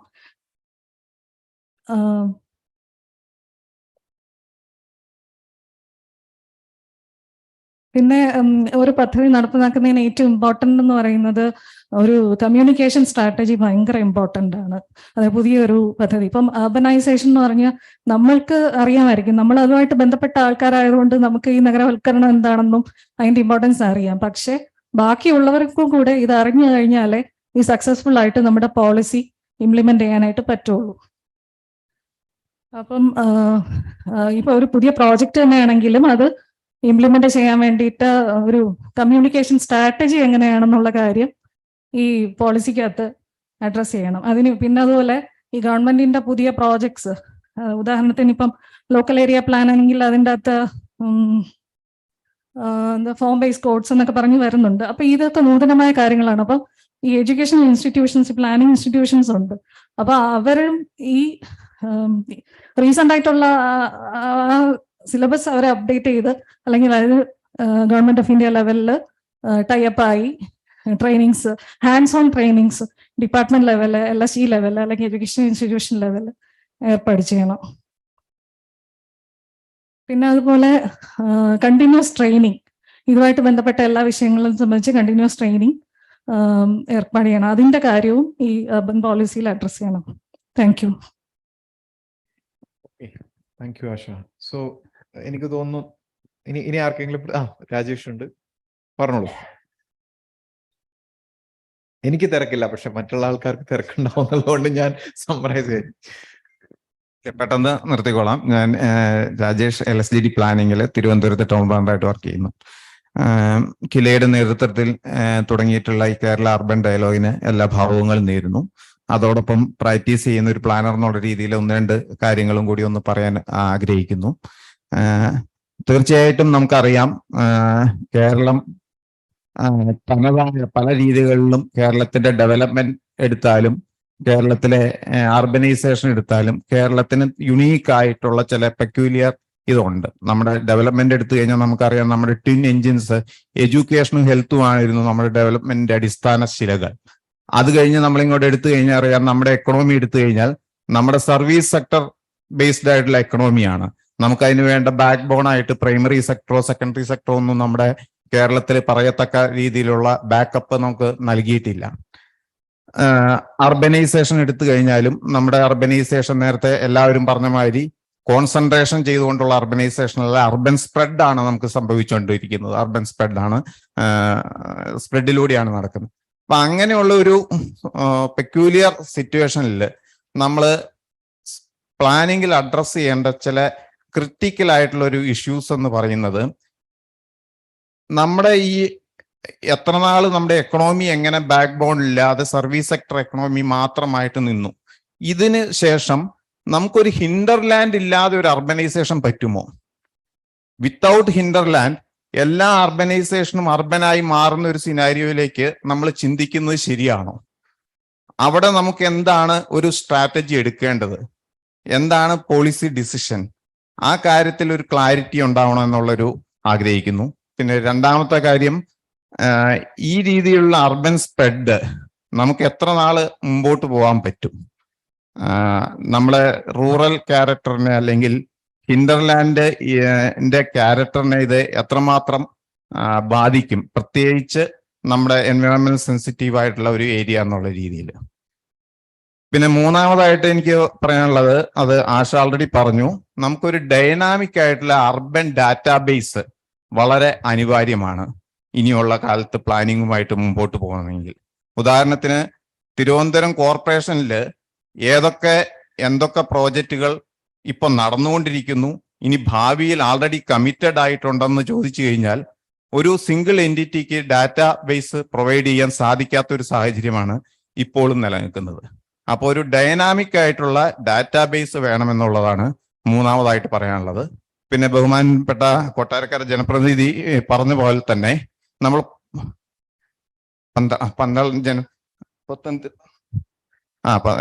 പത്തനംതിട്ടയിൽ ജനപ്രതിനിധി പറഞ്ഞ പോലെ തന്നെ നമുക്കൊരു പോളിസി ഡിസിഷൻ, ഡൈനാമിക് ആയിട്ടുള്ള ഒരു പോളിസി ഡിസിഷൻസും വളരെ ഇമ്പോർട്ടൻ്റ് ആണ്. നമ്മുടെ മാറ്റങ്ങൾക്ക് അനുസൃതമായിട്ട് സ്റ്റേറ്റ് ലെവലിൽ ഉണ്ടാവുന്ന പോളിസി ചേഞ്ച് ഇല്ലെങ്കിൽ പല കാര്യങ്ങളും നമുക്ക് തിയററ്റിക്കലി പറയാമെങ്കിലും ഇംപ്ലിമെന്റ് ചെയ്യാൻ സാധിക്കാത്ത സാഹചര്യം ഉണ്ടാവുന്നുണ്ട്. അപ്പൊ അങ്ങനെ അതുകൊണ്ട് തന്നെ നമുക്കൊരു ഡൈനാമിക് പോളിസി ഫ്രെയിംവർക്ക് ഇല്ലാതെ നമുക്ക് ഈ പറയുന്ന പ്ലാനിങ് ഇന്റർവെൻഷൻസും കാര്യങ്ങളും കൊണ്ടുവരിക എന്ന് പറയുന്നത് വളരെ ബുദ്ധിമുട്ടുള്ളതാണ്. പിന്നെ നമ്മുടെ കേരളത്തിന്റെ ഈ അർബൻ സ്പ്രെഡ് കണക്കിലെടുക്കുമ്പോൾ നമുക്കറിയാവുന്ന മാതിരി അർബനൈസേഷനിൽ നമ്മൾ മുമ്പോട്ട് നിൽക്കുന്ന മാതിരി തന്നെ പെർ 1000 പോപ്പുലേഷൻ റോഡ് ലെങ്ത്തും കേരളത്തിൽ വളരെ കൂടുതലാണ്. അപ്പോൾ അങ്ങനെയുള്ള ഒരു സ്റ്റേറ്റില് ഇത് പെർ ഒരു ഫെസിലിറ്റി സർവീസ് പ്രൊവൈഡ് ചെയ്യുന്നതിനുള്ള പെർ ക്യാപിറ്റ കോസ്റ്റ് വളരെ കൂടിക്കൊണ്ടിരിക്കുകയാണ്. അങ്ങനെ ഒരു പെർ ക്യാപിറ്റ കോസ്റ്റ് കൂടുകയും അർബൻ ലോക്കൽ ബോഡിയുടെ ഫിനാൻഷ്യൽ സ്റ്റാറ്റസ് അല്ലെങ്കിൽ ഫിനാൻഷ്യൽ കേപ്പബിലിറ്റീസ് വളരെ ചുരുങ്ങിയതുമായിട്ടുള്ളൊരു സാഹചര്യത്തിൽ എന്ത് സ്ട്രാറ്റജിയാണ് നമ്മൾ മുമ്പോട്ട് പോകേണ്ടതെന്നും ഒന്ന് ആലോചിക്കുന്നത് നന്നായിരിക്കും. ഇത്രയും കാര്യങ്ങൾ. Thank you. നമ്മള് ഏതാണ്ട് 6 മണിയായി. ആർക്കും വീട്ടിൽ അല്ലല്ല, തീർച്ചയായിട്ടും ആർക്കും വീട്ടിൽ പോകണമെങ്കിൽ തുടരാം, അല്ലെങ്കിൽ ഫോക്കസ് ചെയ്ത് 2 മിനിറ്റിൽ എല്ലാവരും തീർക്കാം. നമസ്കാരം, എൻ്റെ പേര് ശ്രീകാന്ത്. ഞാൻ greater Cochin development authority town മാനേജറാണ്. അപ്പം ആദ്യമായിട്ട് കിലക്ക് അഭിനന്ദനം, ഇങ്ങനെ ഒരു പ്രോഗ്രാം നടത്തുന്നുണ്ട്. അതുപോലെ തന്നെ കഴിഞ്ഞ വർഷം GCയുടെ തന്നെ ഒരു ബോധി എന്ന് പറഞ്ഞ ഒരു നാഷണൽ കോൺക്ലേവ് നടത്തിയിരുന്നു. അതിൽ തന്നെ ഈ പറയുന്ന കേരളത്തിലെ പരമാവധി മുനിസിപ്പാലിറ്റിയിലെ സെക്രട്ടറിമാരും ഇന്ത്യയിലെ പല ഇൻസ്റ്റിറ്റ്യൂട്ടിൽ നിന്നും പല ടൗൺ പ്ലാനിങ് ഡിപ്പാർട്ട്മെന്റിൽ നിന്നും ആളുകളെല്ലാം പങ്കെടുത്ത് ആ ഒരു പരിപാടി വിജയിച്ചു തന്നു. അതുപോലെ അതിനുശേഷം തന്നെ ഒരുപാട് സംശയങ്ങളുമായി ബന്ധപ്പെട്ട് സംശയങ്ങൾ GCയുടെ അധികാരപരിധിയിലുള്ള പഞ്ചായത്തുകളിലെ ഒരുപാട് സെക്രട്ടറിമാരും ചെയർമാൻമാരും പ്രസിഡന്റുമാരൊക്കെ ഡിസ്കഷൻ നടന്നുണ്ട്. അപ്പൊ അവരെല്ലാവരും ചോദ്യം പറയുന്നത്, നമുക്ക് എങ്ങനെ മുനിസിപ്പാലിറ്റികളിൽ പഞ്ചായത്തുകൾ എങ്ങനെ റവന്യൂ അവർക്ക് കിട്ടുന്നില്ല, റവന്യൂ അവർക്ക് എങ്ങനെ ഉണ്ടാക്കിയെടുക്കണം എന്നുള്ള ഒരു ചിന്തയാണ് അവർക്ക് വരുന്നത്. ഒരുപാട് പദ്ധതികൾ തയ്യാറാക്കിയിട്ട് നമുക്കൊന്നും റവന്യൂ കിട്ടുന്നില്ല. അപ്പം ഈ പറയുന്ന TDRും അതേപോലെ തന്നെ ലാൻഡ് പൂളിങ്, PPP പ്രോജക്റ്റുകളെല്ലാം കൺസേൺഡ് പഞ്ചായത്തുകൾ നടപ്പിലാക്കി അവർ പരമാവധി അവർക്ക് വരുമാനം കിട്ടാവുന്ന രീതിയിലുള്ള പ്രൊജക്റ്റുകൾ അവർ തന്നെ കണ്ടെത്തി തയ്യാറാക്കണം. പിന്നെ നമുക്കറിയാം നഗരവൽക്കരണം കേരളത്തിനെ അപേക്ഷിച്ച് കേരളത്തിലും highland, middle land, low land എന്നീ തരത്തിലുള്ള, പക്ഷെ അതിൽ തന്നെ നമുക്കറിയാം കോസ്റ്റൽ ലാൻഡിലും മിഡിൽ ലാൻഡിലാണ് കൂടുതലായിട്ടുള്ള റെസിഡൻഷ്യൽ മറ്റു ഡെവലപ്മെന്റുകളെല്ലാം കൂടുതൽ നടക്കുന്നത്. ഏകദേശം 15% നമുക്ക് ഹാബിറ്റബിൾ ലാൻഡ് കേരളത്തിൽ ഉള്ളതായിട്ട് നമുക്ക് അറിയുന്നത്. അപ്പം ഇങ്ങനെ മുനിസിപ്പാലിറ്റിക്കും അത് കൺസേൺ ലോക്കൽ പാർട്ടീസിനും വരുമാനം കിട്ടുന്ന രീതിയിലുള്ള പദ്ധതികൾ തയ്യാറാക്കാനുള്ള നടപടികൾ അവർ തയ്യാറാക്കണം. പിന്നെ ഡെവലപ്മെന്റ് അതോറിറ്റികൾക്ക് നമുക്കറിയാൻ പറ്റും, ഇപ്പോൾ നിലവിലുള്ള ഡെവലപ്മെന്റ് അതോറിറ്റികൾക്ക് അത്ര പവറുകളില്ല. അപ്പം സ്വന്തം നിലയിൽ അവർ പഞ്ചായത്തുകൾ വേണ്ടി അവർ പറയുന്ന വർക്കുകൾ ചെയ്ത് കൊടുത്ത് DPR മറ്റുകളെല്ലാം തയ്യാറാക്കി എത്രയും പെട്ടെന്ന് തയ്യാറാക്കി അവർക്ക് കൊടുത്ത് അത് സർക്കാരിലേക്ക് സമർപ്പിച്ച് സർക്കാർ പദ്ധതി തയ്യാറാക്കാനാണ് നോക്കുന്നത്. ശരി, താങ്ക് യു.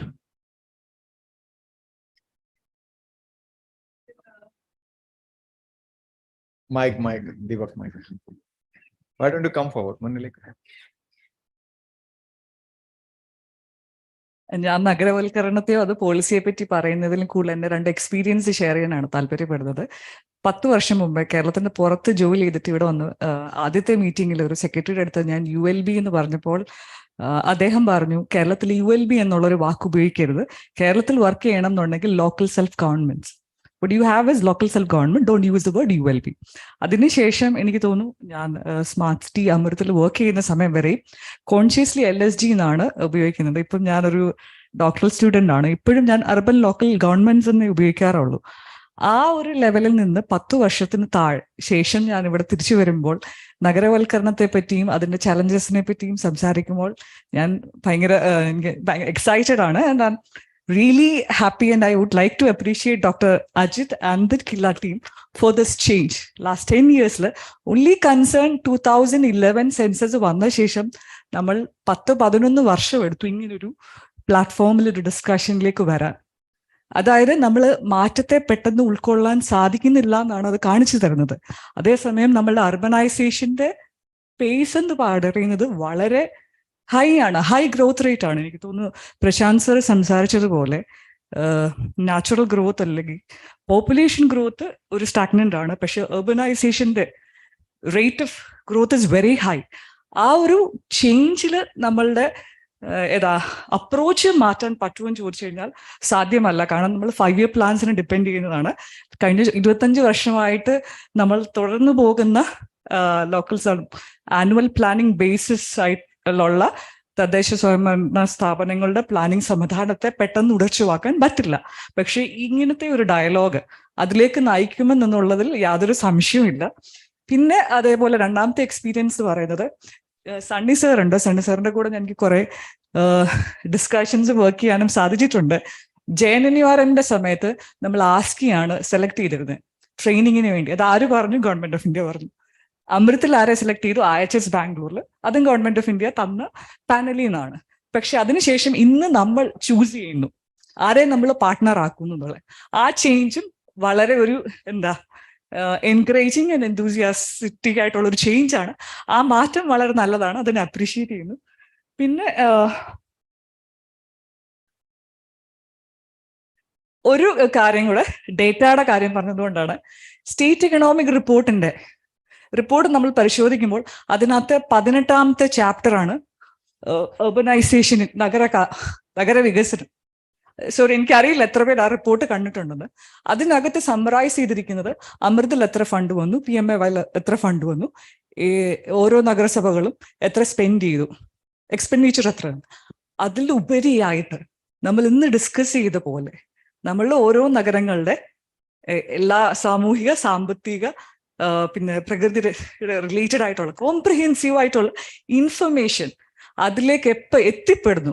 ആ ഒരു സമയത്താണ് നമ്മൾ ആ പൂർണ്ണമായ ചേഞ്ച് ഉൾക്കൊണ്ടു എന്ന് മനസ്സിലാക്കാൻ സാധിക്കുന്നത്. കിലയുടെ എല്ലാ ഇനീഷ്യേറ്റീവ്സിനും എല്ലാ അഭിനന്ദനങ്ങളും ഇനിയും മുമ്പോട്ട് നോക്കുന്നു. All the very best. Thank you Ribi.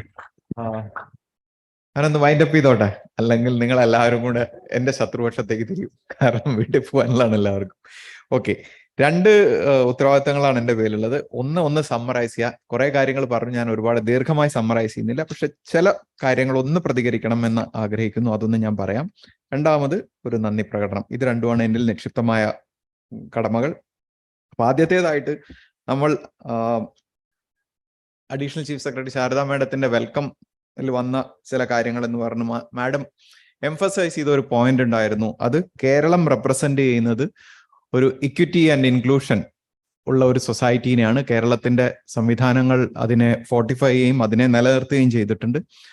നമ്മുടെ കാലാവസ്ഥ വ്യതിയാന കാലത്തുള്ള പ്ലാനിങ്ങും ടെക്നോളജി ഉപയോഗിച്ചിട്ടുള്ള പ്ലാനിങ്ങും വളരെയധികം ഡീസെൻട്രലൈസ് ചെയ്ത ഡെമോക്രാറ്റിക് സംവിധാനങ്ങളും ഇതിനെ സശക്തമാക്കുകയാണ് ഇതുവരെ ചെയ്തിട്ടുള്ളത്. ഇനി പ്ലാനിങ്ങിന്റെ അടുത്ത ഘട്ടത്തിലേക്ക് പോകുമ്പോൾ ഗ്രാമത്തിൽ നിന്ന് നഗരത്തിലേക്കും നഗരഗ്രാമ സമുച്ചയങ്ങളോട് ചേർന്ന് മുന്നോട്ട് പോകുമ്പോൾ ഇത് ശാക്തീകരിക്കപ്പെടേണ്ടത് എന്നുള്ള ഒരു കൃത്യമായ മെസ്സേജാണ് മാഡം തന്നത്.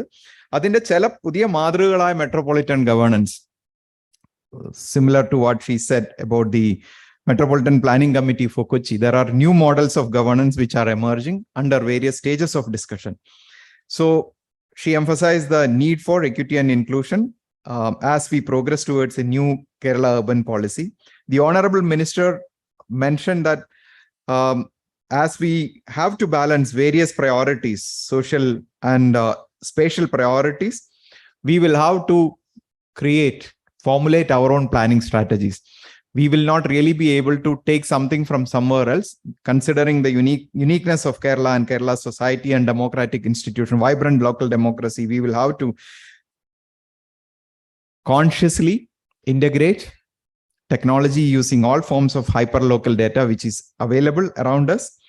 And without leaving citizen, we can't have a modern planning only by adopting knowledge from elsewhere or bringing technology or data, but we will certainly have to strengthen the democratic institutions, and that is going to be one of the top priority. അപ്പോൾ കേരളത്തിന്റെ നഗരനയം ഉണ്ടാകുമ്പോൾ നമ്മുടെ ഇന്ന് ഇവിടെ കൂടിയതും ഇവിടെ എത്താൻ പറ്റാത്തവരുമായ കേരളത്തിന്റെ നഗരഭാവിയെക്കുറിച്ച് എന്തെങ്കിലും തരത്തിലുള്ള ആശയങ്ങളും ആശങ്കകളും ഉള്ള ആളുകളോടെല്ലാം എത്തിച്ചേർന്ന് അവരുടെ കൂടെ കാഴ്ചപ്പാട് ഉൾക്കൊള്ളിച്ചുകൊണ്ടായിരിക്കും അത് ചെയ്യുന്നത്. തീർച്ചയായും ഇത് ആദ്യത്തെ പ്ലാറ്റ്ഫോം എന്ന നിലയ്ക്ക് കിലയുടെ കൂടെ എക്സിസ്റ്റിംഗ് കൊളാബറേഷൻ ചെയ്യുന്ന പല ഇൻസ്റ്റിറ്റ്യൂഷൻസിനെയാണ് ഇതിലേക്ക് ഇൻവൈറ്റ് ചെയ്തതെന്ന് ശരിയാണ്. അത് ഇവിടുത്തെ ഇൻസ്റ്റിറ്റ്യൂഷൻസിന്റെ കേപ്പബിലിറ്റിനോ ക്രെഡിബിലിറ്റിനെ കുറിച്ചുള്ള ഒരു അണ്ടർ എസ്റ്റിമേഷനും അല്ല. ദയവ് ചെയ്ത് അങ്ങനെ തെറ്റിദ്ധരിക്കരുത്. We are very keen to engage with every one whoever is interested.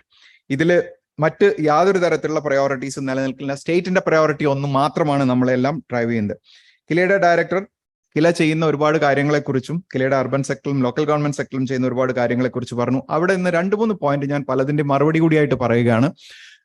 പ്ലാനിങ്ങിനെ fortify ചെയ്യാൻ ശ്രമിക്കുന്നതിന്റെ ഭാഗമായിട്ടാണ് ഒന്ന് ഡയലോഗ്, 2 നമ്മൾക്ക് ആവശ്യമുള്ള ഒരു കോ-ലേണിംഗ് സ്പേസ് ആവശ്യമാണ്. ഡയലോഗുകൾ മന്ത്ലി നടക്കും, പക്ഷേ വളരെ ഇന്റൻസായി 2-3 ദിവസം കേരളം എങ്ങനെയാണ് നഗരവൽക്കരിക്കപ്പെടുന്നതെന്ന് നമുക്ക് ഓരോരുത്തർക്കും അറിയാനുള്ള ഒരു സാധ്യത വേണം. അപ്പൊ നിങ്ങൾ ലോകത്തിന്റെ പല ഭാഗത്തും ഇപ്പൊ നടക്കുന്ന അത്തരത്തിലുള്ള ചില ഇടപെടലുകളുണ്ട്. വേൾഡ് അർബൻ ഫോറം ഉണ്ട്, മോസ്കോ എന്ന നഗരം ചെയ്തിട്ടുള്ള മോസ്കോ അർബൻ ഫോറം ഉണ്ട്. അത്തരത്തിൽ കൊച്ചി മേയറുടെ ബഹുമാന്യ കൊച്ചി മേയറുടെയും കില ഡയറക്ടർ ജനറലിന്റെ ലീഡർഷിപ്പിൽ തുടങ്ങിയ ഒരു ആശയമാണ് കേരള അർബൻ ഫോറം. ഈ വർഷത്തിന്റെ അവസാനമായിരിക്കും അതിന്റെ ആദ്യത്തെ എഡിഷൻ. അത് കേരളത്തിലെ എല്ലാ നഗരങ്ങളും ചെയ്യുന്ന എന്തൊക്കെ തരത്തിലുള്ള ഇന്നോവേഷൻ ആണെങ്കിലും, സോളിഡ് വേസ്റ്റ് മാനേജ്മെന്റ് ആവട്ടെ, പ്രോപ്പർട്ടി ടാക്സുമായി ബന്ധപ്പെട്ട കാര്യങ്ങളായിക്കോട്ടെ, അല്ലെങ്കിൽ അവിടെയുള്ള പ്രശ്നങ്ങൾ, അതിനെ ഒരു പ്ലാറ്റ്ഫോമിലേക്ക് കൊണ്ടുവന്നുകൊണ്ട് ആശയസംവാദം നടത്തുന്നതിനും മാത്രമല്ല പുതിയ കാലത്തിലേക്ക് കടക്കുമ്പോൾ ആവശ്യമുള്ള ടെക്നോളജി അല്ലെങ്കിൽ അതിനാവശ്യമുള്ള നോളജ് അതിനെ കോഹാർനസ് ചെയ്യുന്നതിനും വേണ്ടിയിട്ടുള്ള ഒരു പ്ലാറ്റ്ഫോം ആയിരിക്കും. അതുപോലെ തന്നെ നമ്മുടെ എല്ലാവരുടെയും കോമൺ കൺസേൺ ആയിട്ടുള്ള പ്ലാനിങ്, ഇവിടെ 2 പെർസ്പെക്റ്റീവ് ഞാൻ കൃത്യമായി കിട്ടും. ഇത്രയും നേരം നിൽക്കുമ്പോൾ എനിക്ക് കിട്ടിയ 2 ക്ലിയർ ആയിട്ടുള്ള പെർസ്പെക്റ്റീവ് വരുന്നുണ്ട്. ഒന്ന്, പ്ലാനിങ് കൊണ്ട് ബുദ്ധിമുട്ടുണ്ടാകുന്ന നഗരസഭാ പ്രതിനിധികൾ, ഇതൊരു ശരിയായ രീതിയിൽ, ഞങ്ങളുടെ കയ്യിൽ പരിമിതമായ വിഭവങ്ങളേ ഉള്ളൂ, ഭൂമി പരിമിതമാണ്, റിസോഴ്സസ് പരിമിതമാണ്, ഡെവലപ്മെന്റ് പ്രയോറിറ്റീസ് ഒരുപാടാണ്. ഇതിനിടയിൽ ഈ മാസ്റ്റർ പ്ലാൻ വരുമ്പോൾ ഉണ്ടാകുന്ന പുതിയൊരു ആന റൂമിലേക്ക് കയറുമ്പോൾ ഉണ്ടാകുന്ന ഒരു ബുദ്ധിമുട്ടുണ്ട്. അതിനെ നേരിടാൻ സഹായിക്കണമെന്ന് ഒരു പുറത്ത് ജനപ്രതിനിധികൾ പറയുമ്പോൾ, മറ്റേ പുറത്ത് ഡാറ്റ ഉപയോഗിക്കണം, ഡാറ്റയുടെ ആവശ്യമുണ്ട്, ഏറ്റവും ശരിയായ ഡാറ്റ കിട്ടുകയാണെങ്കിൽ മാത്രമാണ് പ്ലാനിങ്ങിനെ ഫോർട്ടിഫൈ ചെയ്യാൻ പറ്റൂ എന്ന് നമ്മുടെ LSCD പ്ലാനിങ്ങും അടക്കമുള്ള മറ്റു രാജേഷും എല്ലാം പറയുന്നുണ്ട്. അതുകൊണ്ട് തന്നെയാണ് ഇന്നത്തെ വിഷയം നമ്മൾ ഡാറ്റ ഡിസൈൻ ലോക്കൽ ഡെമോക്രസി എന്ന് പർപ്പസ്ഫുള്ളി വെച്ചത്. കാരണം നമുക്ക് ചുറ്റും നമ്മൾ അറിഞ്ഞും അറിയാതെയും സൃഷ്ടിക്കുന്ന ഡാറ്റയുടെ ഒരു കടലുണ്ട്. നിങ്ങൾക്ക് എല്ലാവർക്കും അറിയാം, ഈ കഴിഞ്ഞ 2 വർഷമായി കോവിഡ് ഉണ്ടാകുമ്പോൾ ഇവിടെ ഉണ്ടായിരുന്ന ഒരുപാട് സേവനങ്ങൾ, സൊമാറ്റോ ആവട്ടെ, സ്വിഗ്ഗി ആവട്ടെ, വാതിൽപ്പടി സേവനം തരുന്ന ആമസോൺ ആവട്ടെ, അമേരിക്കയിലിരിക്കുന്ന ആമസോണാണ് നമുക്ക് വാതിൽപ്പടി സേവനം തരുന്നത് ഇവിടെ. നമ്മളിപ്പോഴാണ് ചിന്തിക്കുന്നത്. അപ്പൊ ഇതെല്ലാം ഒരുപാട് ഡാറ്റ ജനറേറ്റ് ചെയ്യുന്നുണ്ട് നമുക്ക് ചുറ്റും. ഈ hyper local time sensitive data പ്ലാനിങ്ങിന് ഉപയോഗിക്കേണ്ടത് ആവശ്യമാണ്. അതിന് പറ്റുന്ന രീതിയിൽ ഒരു സംവിധാനം എന്ന രീതിയിലാണ് നമ്മൾ കേരള അർബൻ ഒബ്സർവേറ്ററി എന്ന് പറഞ്ഞ ഒരു സ്ട്രക്ചറിനെ നമ്മൾ കൺസെപ്ച്വലൈസ് ചെയ്തിട്ടുള്ള എല്ലാ ഭാഗങ്ങളിലും നടക്കുന്ന ജനറേറ്റ് ചെയ്യുന്ന ഡാറ്റ കളക്ട് ചെയ്യും. അതിനെ ഉപയോഗിച്ചുകൊണ്ട് ബഹുമാനപ്പെട്ട ചെയർമാൻ പറഞ്ഞതുപോലെ തീർച്ചയായും 2 വർഷത്തോളം ഒരു ഭൂമി അതിന്റെ അലൊക്കേറ്റഡ് ആയിട്ടുള്ള യൂസിന് ഉപയോഗിക്കാൻ കഴിഞ്ഞില്ലെങ്കിൽ റീതിങ്ക് ചെയ്യേണ്ട ആവശ്യമുണ്ട്. അപ്പോൾ സോണിംഗ് വേണം. സോണിംഗ് ഇല്ലെങ്കിൽ ബുദ്ധിമുട്ടാണ്. കാരണം ഒരു ശരാശരി മലയാളി വീട് കെട്ടുമ്പോൾ കൃത്യമായ ധാരണ, എവിടെയാണ് വീട്, എവിടെയാണ് അടുക്കള, എവിടെയാണ് റീഡിംഗ് റൂം എന്ന കൃത്യമായ ധാരണയോട് വീടുണ്ടാക്കുന്ന ശരാശരി മലയാളിക്ക് ലക്ഷക്കണക്കിന് മലയാളികൾ അല്ലെങ്കിൽ ലക്ഷക്കണക്കിന് ആളുകൾ താമസിക്കുന്ന പ്രദേശത്തിന്റെ ഭാവി തീരുമാനിക്കുമ്പോൾ അതൊരു ലോജിക് വഴി മാത്രമേ പറ്റൂ. പ്ലാനിംഗ് ഇല്ലാതെ മുന്നോട്ട് പോകാൻ പറ്റില്ല.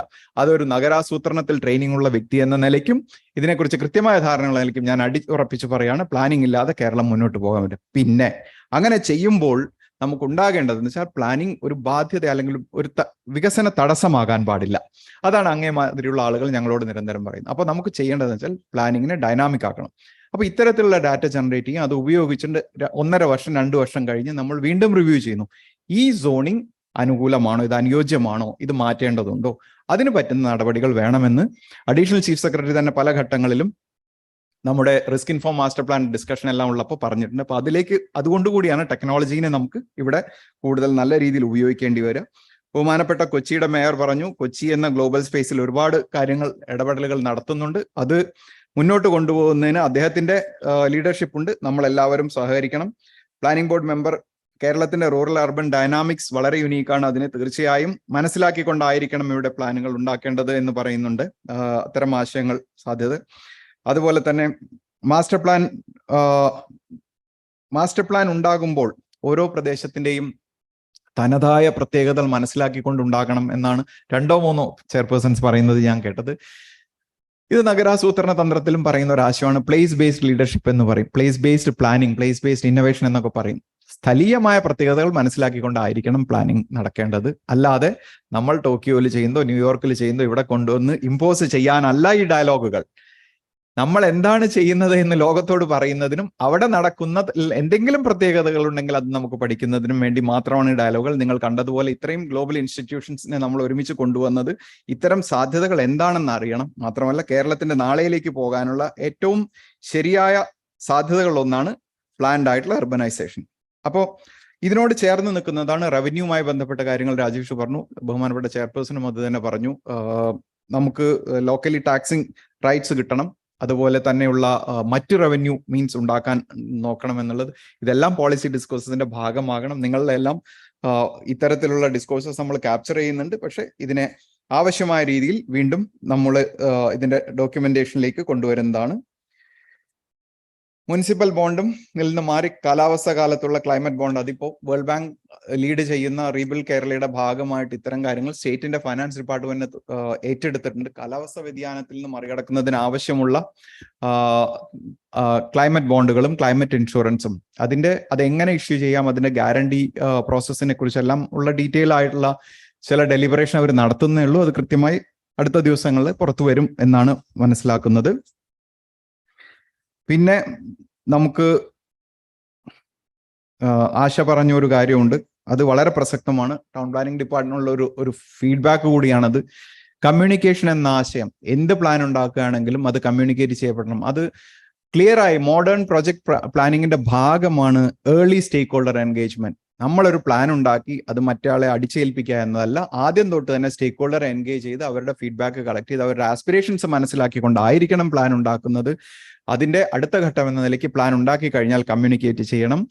റീബിൽഡ് കേരളയുടെ ഭാഗമായി ഈ ആശയത്തിനെ മെയിൻ സ്ട്രീം ചെയ്യാൻ ചില കാര്യങ്ങൾ KILA ചെയ്തിട്ടുണ്ട്. ഒരു റിസ്ക് ഗവേണൻസിന്റെ ഭാഗമായി റിസ്ക് കമ്മ്യൂണിക്കേഷൻ എന്ന് വെച്ചാൽ ഫ്ലഡ് ഉണ്ടാകുമെന്ന് നമുക്ക് ഒരു ആന്റിസിപ്പേറ്ററി ഇൻഫർമേഷൻ കിട്ടിക്കഴിഞ്ഞാൽ കഴിയുന്നത്ര വേഗം കഴിയുന്നത്ര ആളുകളിലേക്ക് ഇന്ന ഭാഗത്ത് വെള്ളപ്പൊക്കം ഉണ്ടാവാൻ സാധ്യതയുണ്ട്, ഇന്ന ഭാഗത്ത് തീപിടുത്തം ഉണ്ടാകാൻ സാധ്യതയുണ്ട്, അല്ലെങ്കിൽ തീപിടുത്തം ഉണ്ടായാൽ ഇത്ര ആളുകളെ അഫക്റ്റ് ചെയ്തേക്കാം, അല്ലെങ്കിൽ ഇവിടെ നമുക്ക് ക്രൗഡ് ഉണ്ടാകുന്നു, ഇവിടെ എന്താ പറയാ വാഹനങ്ങൾ പോകാൻ ബുദ്ധിമുട്ടാണ്, അങ്ങനെയുള്ള റിസ്കുകൾ എന്താണെന്ന് കൃത്യമായി റിയൽ ടൈമിൽ ആളുകളെ അറിയിക്കാനുള്ള ഒരു സംവിധാനം ഇതിന്റെ ഭാഗമാകാൻ ഉള്ള ചില ശ്രമങ്ങൾ കൂടെ ഞങ്ങൾ നടത്തുന്നുണ്ട്.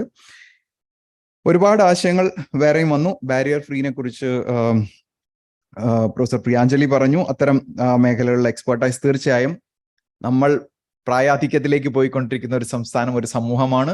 നമുക്ക് എന്താ പറയാ ഏജ് ഫ്രണ്ട്ലി ആയിട്ടുള്ള പ്ലാനിങ് ആവശ്യമാണ്. പബ്ലിക് സ്പേസസിന്റെ പ്രൊട്ടക്ഷനും അതിനെ കൂടുതൽ സംരക്ഷിക്കുന്നതിനും അതിനെ കൂടുതൽ വൈബ്രന്റ് ആക്കുന്നതും ആവശ്യമാണ്. അത് ഉതകണമെങ്കിൽ, അതിന് നടക്കണമെങ്കിൽ എല്ലാവർക്കും എത്തിച്ചേരാൻ പറ്റുന്ന തരത്തിലുള്ള യൂണിവേഴ്സൽ ആക്സസ് ഉള്ള പബ്ലിക് സ്പേസസും ബിൽഡിങ്ങുകളും ഉണ്ടാവേണ്ടത് ആവശ്യമാണ്. അത് തീർച്ചയായും നമ്മുടെ പോളിസിയുടെ ഭാഗമായി കൊണ്ടുവരാൻ ഉള്ള ഇടപെടലുകൾ നടത്താം.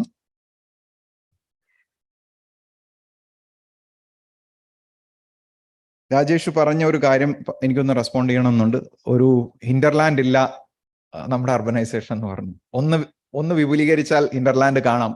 സൗത്ത് ഇന്ത്യ മുഴുവനുമാണ് സത്യം പറഞ്ഞ കേരളത്തിന്റെ നഗരവൽക്കരണത്തിന് ഹിൻഡർലാൻഡ്.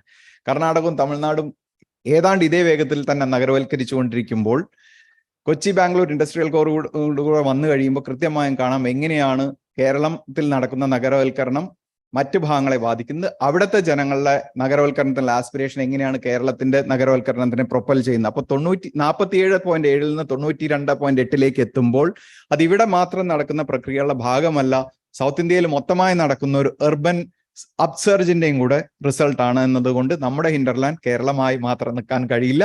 നമ്മുടെ ഓരോ നഗരപ്രദേശങ്ങളും ഇതിന്റെ എല്ലാം റിസൾട്ട് അനുഭവിക്കും. 2030 ആകുമ്പോൾ ഏതാണ്ട് 15% ആളുകൾ അന്യ സംസ്ഥാന തൊഴിലാളികൾ, മറ്റ് ഭാഷ സംസാരിക്കുന്ന ആളുകൾ കേരളത്തിൽ ജീവിക്കുമെന്നാണ് സ്റ്റേറ്റ് പ്ലാനിംഗ് ബോർഡിന്റെ തന്നെ വിദഗ്ധരുടെ കണക്കൂട്ടൽ. അങ്ങനെ വരുമ്പോൾ കേരളം ഒരു മൾട്ടി കൾച്ചറൽ സൊസൈറ്റിയായി മാറിക്കൊണ്ടിരിക്കുകയാണ്. അതും കൂടെ നമ്മളുടെ പെർസ്പെക്റ്റീവിന്റെ ഭാഗമായി നിൽക്കുമ്പോൾ മാത്രമാണ് നമ്മൾ കൂടുതൽ ഇൻക്ലൂസീവ് ആവുള്ളൂ. അപ്പൊ ഏജ് ഫ്രണ്ട്ലി ആവണം, ചൈൽഡ് ഫ്രണ്ട്ലി ആവണം, ഡിഫറൻ്റ്ലി ഏബിളിനെ ഫ്രണ്ട്ലി ആയിരിക്കണം, മൈഗ്രന്റ് ഫ്രണ്ട്ലി ആയിരിക്കണം, മൾട്ടി ലിംഗ്വിസ്റ്റിക് ആയിരിക്കണം, കാലാവസ്ഥ വ്യതിയാന കാലത്തെ പ്രശ്നങ്ങൾ പരിഹരിക്കാനുള്ള റിസ്ക് ഇൻഫോം മാസ്റ്റർ പ്ലാനുകൾ ഉണ്ടാവണം. ഇതെല്ലാം തീർച്ചയായും പലതരത്തിലുള്ള പ്രശ്നങ്ങൾ സൃഷ്ടിക്കുന്നു. ഈ പ്രശ്നങ്ങൾ നമ്മുടെ മാനസികാരോഗ്യത്തിനെ ബാധിക്കാതിരുന്നാൽ മാത്രമാണ് നമ്മളെല്ലാം ആരോഗ്യത്തോടുകൂടി ഇവിടെ മുന്നോട്ട് പോകാൻ പറ്റും. അതുകൊണ്ട് തീർച്ചയായും മെന്റൽ ഹെൽത്ത് പുതിയൊരു അജണ്ടയായി മാറാൻ പോവുകയാണ്.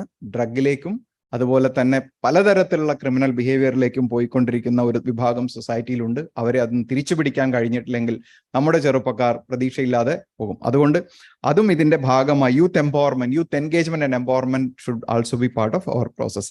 അപ്പൊ ഇത്രയും കാര്യങ്ങളാണ് ഇതിൽ നിന്ന് കിട്ടിയതും എനിക്ക് കൂട്ടിച്ചേർക്കാനുള്ളതുമായിട്ട് ഞാൻ പറഞ്ഞത്. ഒരൊറ്റ മിനിറ്റിൽ എല്ലാവരോടും നന്ദി പറഞ്ഞുകൊണ്ട് ഇത് അവസാനിപ്പിക്കാൻ ആഗ്രഹിക്കുന്നു. തീർച്ചയായും ഇന്നിവിടെ വന്ന ബഹുമാനായ തദ്ദേശ സ്വയംഭരണ എക്സൈസ് വകുപ്പ് മന്ത്രി ശ്രീ എം പി രാജേഷ് അവർക്കും, additional chief secretary Shrimati Sharada Muraleedharan മാഡത്തിനും, ഡയറക്ടർ ജനറൽ കില, കൊച്ചിയിലെ ആരാധ്യനായ കൊച്ചിയിലെ mayor, planning board member Shri Jiju P Alex, നമുക്ക് സ്പെഷ്യൽ മെസ്സേജ് തന്ന വേൾഡ് ബാങ്കിന്റെ കൺട്രി ഡയറക്ടർ, അതുപോലെ തന്നെ മുനിസിപ്പൽ ചെയർമാൻമാരുടെ ചേംബറിന്റെ പ്രസിഡന്റ് ആയിട്ടുള്ള ശ്രീ കൃഷ്ണദാസ് സർ, ഇവിടെ പരിമിതമായ സമയത്ത് ഞങ്ങളുടെ ക്ഷണം സ്വീകരിച്ചെത്തിയിട്ടുള്ള എല്ലാ മുനിസിപ്പൽ ചെയർപേഴ്സണും അവരുടെ ഒപ്പം വന്നിട്ടുള്ള സ്റ്റാൻഡിംഗ് കമ്മിറ്റി ചെയർപേഴ്സൺ, സെക്രട്ടറിമാർക്കും മറ്റ് ഓഡിയൻസിലെത്തിയിട്ടുള്ള എല്ലാവർക്കും കിലയുടെ ഭാഗമായി തദ്ദേശ ഭരണ വകുപ്പിന്റെ സ്വയംഭരണ വകുപ്പിന്റെ ഭാഗമായും നന്ദി പറയുന്നു. നമ്മളുടെ എല്ലാ പാർട്ട്ണർ ഏജൻസീസും, national academic partners, global policy partners and academic partner of Asian college of journalism, I express sincere gratitude for being with us and we look forward to engaging with you in sustaining these discourses. അവസാനമായി ഒരു വളരെ പ്രധാനപ്പെട്ട ഒരാളോട് കൂടി നന്ദി പറയാനുണ്ട്. ഇന്ന് നമ്മുടെ മുന്നിൽ ലോഞ്ച് ചെയ്ത കേരള അർബൻ ഡയലോഗിന്റെ ലോഗോ അക്കാഡമിക് പാർട്ട്ണർ എന്ന നിലയ്ക്ക് NIDയുടെ ഡയറക്ടറോട് ഞങ്ങൾ അഭ്യർത്ഥിച്ചപ്പോൾ അദ്ദേഹം അവരുടെ വളരെ സമർത്ഥനായ ഒരു ഗ്രാജുവേറ്റ് അലുമിനസ് ഉണ്ട്, ഹരിമോഹൻ തൻ്റെ വിലപ്പെട്ട സമയം ഉപയോഗിച്ച് നമുക്ക് വേണ്ടി ഫ്രീ ആയി ചെയ്തു തന്നിട്ടുള്ള ഒരു വർക്കാണത്. അദ്ദേഹം അതിനൊരു പൈസയും ചാർജ് ചെയ്തിട്ടില്ല. അതിനുവേണ്ടി ഒരു 3-4 ദിവസത്തിന്റെ അദ്ദേഹത്തിന്റെ പ്രൊഫഷണൽ സമയം ഉപയോഗിച്ചിട്ടുണ്ട്. ഗ്രാഫിക് ഡിസൈനർ ആണ്. NID ഡയറക്ടർ പ്രത്യേകം നമ്മളോട് വളരെ കഴിവുള്ള ഒരാളാണെന്ന് പറഞ്ഞ്, അപ്പൊ ഇങ്ങനെയുള്ള പല ആളുകളും വളണ്ടറിലിയും ഇതിനോടുള്ള താല്പര്യത്തോടു കൂടി നമ്മോട് കൂടി ചേർന്ന് നിന്നിട്ടുണ്ട്. LSGD മിനിസ്റ്ററുടെ ഓഫീസിൽ അദ്ദേഹത്തിന്റെ private secretary, special private secretary doctor CP Vinod, അതുപോലെ മറ്റുള്ള അഡീഷണൽ PS, മറ്റുള്ള ആളുകൾ എല്ലാവരോടും ഇത് നടത്തുന്നതിനും ഇവിടം വരെ എത്തിക്കുന്നതിനും ഇനി ഇതിനെ മുന്നോട്ട് കൊണ്ടുപോകുന്നതിന് തരുന്ന എല്ലാ തരത്തിലുള്ള ഊർജവും സ്ഥാപന തരത്തിലുള്ള സപ്പോർട്ട് തരുന്നതിന് കിലയുടെ ഡയറക്ടർ ജനറലിനോടും LSGD വകുപ്പിന്റെ നേതൃത്വത്തിനോടും നന്ദി പറഞ്ഞുകൊണ്ട് ഇന്ന് ഇവിടെ ഈ ഡയലോഗ് അവസാനിപ്പിക്കുന്നതായി പറയുന്നു. Thank you.